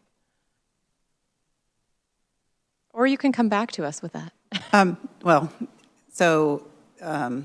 You can share your thoughts with the Salary Commission, but they're not reconvening until 2026. I'm not a lawyer, but I think that the Salary Commission is the one that decides what your salaries are, and decided that the council president should have $200. It would be up to the person who's the council president to decide what to do with that $200. I just don't think there's any mechanism for doing anything differently other than that person deciding what to do with their salary, like all of you decide what to do with your salary. It's not a great answer, but it's how the salary commission structure is set up. And I was as surprised as all of you that they made that decision, by the way. So I was like, oh, that's interesting, because that's not how we function. Right. Would council be interested in a rules change? I'd be happy to work on that with the council president for the later, not to impact the current structure, but for 2026. In advance of the 2026 reconvening of the salary commission. So it's in our rules that we don't want that to be a thing. I guess I would ask, I think it would be problematic to have almost 2 years of the rules being not in alignment with what the salaries are. I think. I'm not saying we adopt it now, I'm saying we have the conversation while it's fresh in our minds and have it slated for future. I think my preference would be not to maybe go the rules route, but we could figure out kind of what I was going to offer. Well, thank you for offering. I was already going to offer this, but I do think that it happens that I'm in this role, but whoever is in this role as this policy currently stands should probably decide what to do with it. But I think we could discuss as a council. I'd love to have input on where to put that money, and I was going to offer that I would be happy minus taxes, because I will have to pay taxes on that money. So whatever is left over after taxes of $200 a month, to put it towards potentially donating to a community-based organization or some other purpose. I don't know whether you could actually put it into like a city contingency fund, but if it would create a more equitable feeling amongst the council, I'm very happy to either, or I don't know if I could not accept it or something like that, but to look into those options. And then perhaps, I don't know, I'm not sure about putting things into rules until they would align, but maybe there's a different mechanism for us to document our intent or our, as a group, what our hopes are. And that could be a good, discussion for our retreat of just, what are the norms we want to set as a group? Councilmember Stewart. Yeah, thank you. And I'll just go on the record to say, yes, that this isn't ideal and doesn't fit the culture of our team today. And it should be said that council leadership, the two officers of our council leadership, they do take on extra work and they do work really hard. And we have seen that. So I appreciate the kind of questions, and maybe there's something to bring back to the retreat. It was mentioned in the mayor's email to us that there was going to be a thank you note for their service on behalf of the mayor's office. Perhaps we could actually draft a letter now, expressing our gratitude for the completion of their process, looking forward to having them reconvene on time, March 1st, 2026, and that this one piece doesn't fit the city of Redmond and Team Redmond. So maybe that's something that we could take on now.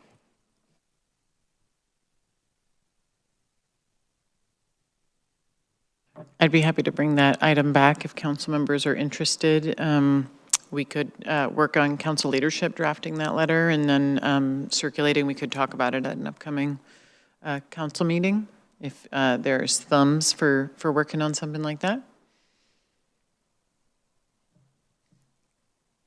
And Councilmember Fields? How much does a junior council cost? I have no idea. Yeah, more with staff time. I mean, I'd give up part of my salary, maybe. What I really wanted to say was, I think the issue is not that you donate the money. I think the issue is that it's there. So I'm good with Councilmember Stewart's suggestion that we write of the salary commission, set the direction or our thoughts for future action. It's up to you about what you want to do with the additional salary, but it doesn't change the reality, or it doesn't change my concern that it's a step in the wrong direction. Appreciate it, but not necessary, I guess is what I'm saying.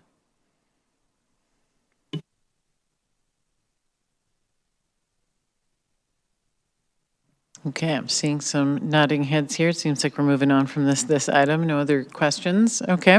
So I'll open it up. Are there any other items for council talk time? Councilmember Stewart. Yeah, thanks, everyone. I just, really quickly, as I mentioned before, really looking to maximize our memberships when it comes to federal advocacy. So Mayor Bernie is actually currently the vice chair of the National League of Cities Community and Economic Development Federal Advocacy Committee. There are several other opportunities on the various topics. I'm somewhat interested in energy and the environment, or transportation, or really whatever the city of Redmond might benefit most from being in the room on. Applications are due November 30th, and I was just curious if anyone else is interested in applying so that we can make sure we spread our resources. And if no one else is interested, that's cool too. But it's just a personal interest of mine, so I just want to check in with the team. Council Vice President Forsyth. I have also been eyeing those committees as well. Hadn't really decided on which one, so maybe you and I can chat offline and figure out what makes sense, because I do think there's a lot of opportunity in the transportation, but you're serving on a lot of the growth management stuff, so that might make a little more sense. So yeah, let's have a conversation. Councilmember Salahuddin. I'm also interested not in either of those committees, so I think the public safety one was really interesting. Yeah. Oh, perfect. Mayor Bernie. Yes, thank you to Councilmember Stewart for bringing this up. Yeah, I am planning on reapplying to the Housing and Economic Development. And then Amy Tsai went through and with your email and kind of looked at like what could be helpful, broader picture, but it's due on the 30th, so November 30th. So I sit on the Housing Community Economic Development. There's the transportation. Currently, there's no one in the state of Washington on that. So just so you know, from a broader perspective, the public safety and crime, there are 3 from Washington State, but I think you would have a different perspective than I know these members. So I think that could be good. For Washington, the finance, it doesn't sound like anyone's necessarily interested in that one. The Finance Administration and Intergovernmental Relations Committee, there are 3 people from our state on that. Energy, Environment, there's 1 person from our state. Human Development Committee, there's 2. And then the Information Technology and Communications Committee, currently there's no one from Washington, although I think Councilmember Zahn has some interaction with that one. I think that's one of the ones I was eyeing. Okay. But I think it's a great idea if people want to be engaged. We just had our committee meeting last week virtually, and I think it's good to have a little impact and say in what the legislative agenda is from a federal level, because National League of Cities does do pretty heavy lobbying and have really good relationships with Congress. So I think it's an opportunity. Thank you, Mayor, and thank you all. It sounds like we have 3 council members. I'm not personally planning to apply to any NLC related committees, so it sounds like I'm just counting 3 that are interested. So I think you all could talk with each other offline without violating OPMA. Go ahead. Are there any other items for council talk time? All right, seeing none. If there are no items for good of the order, that brings us to the end of our agenda, and this meeting is adjourned.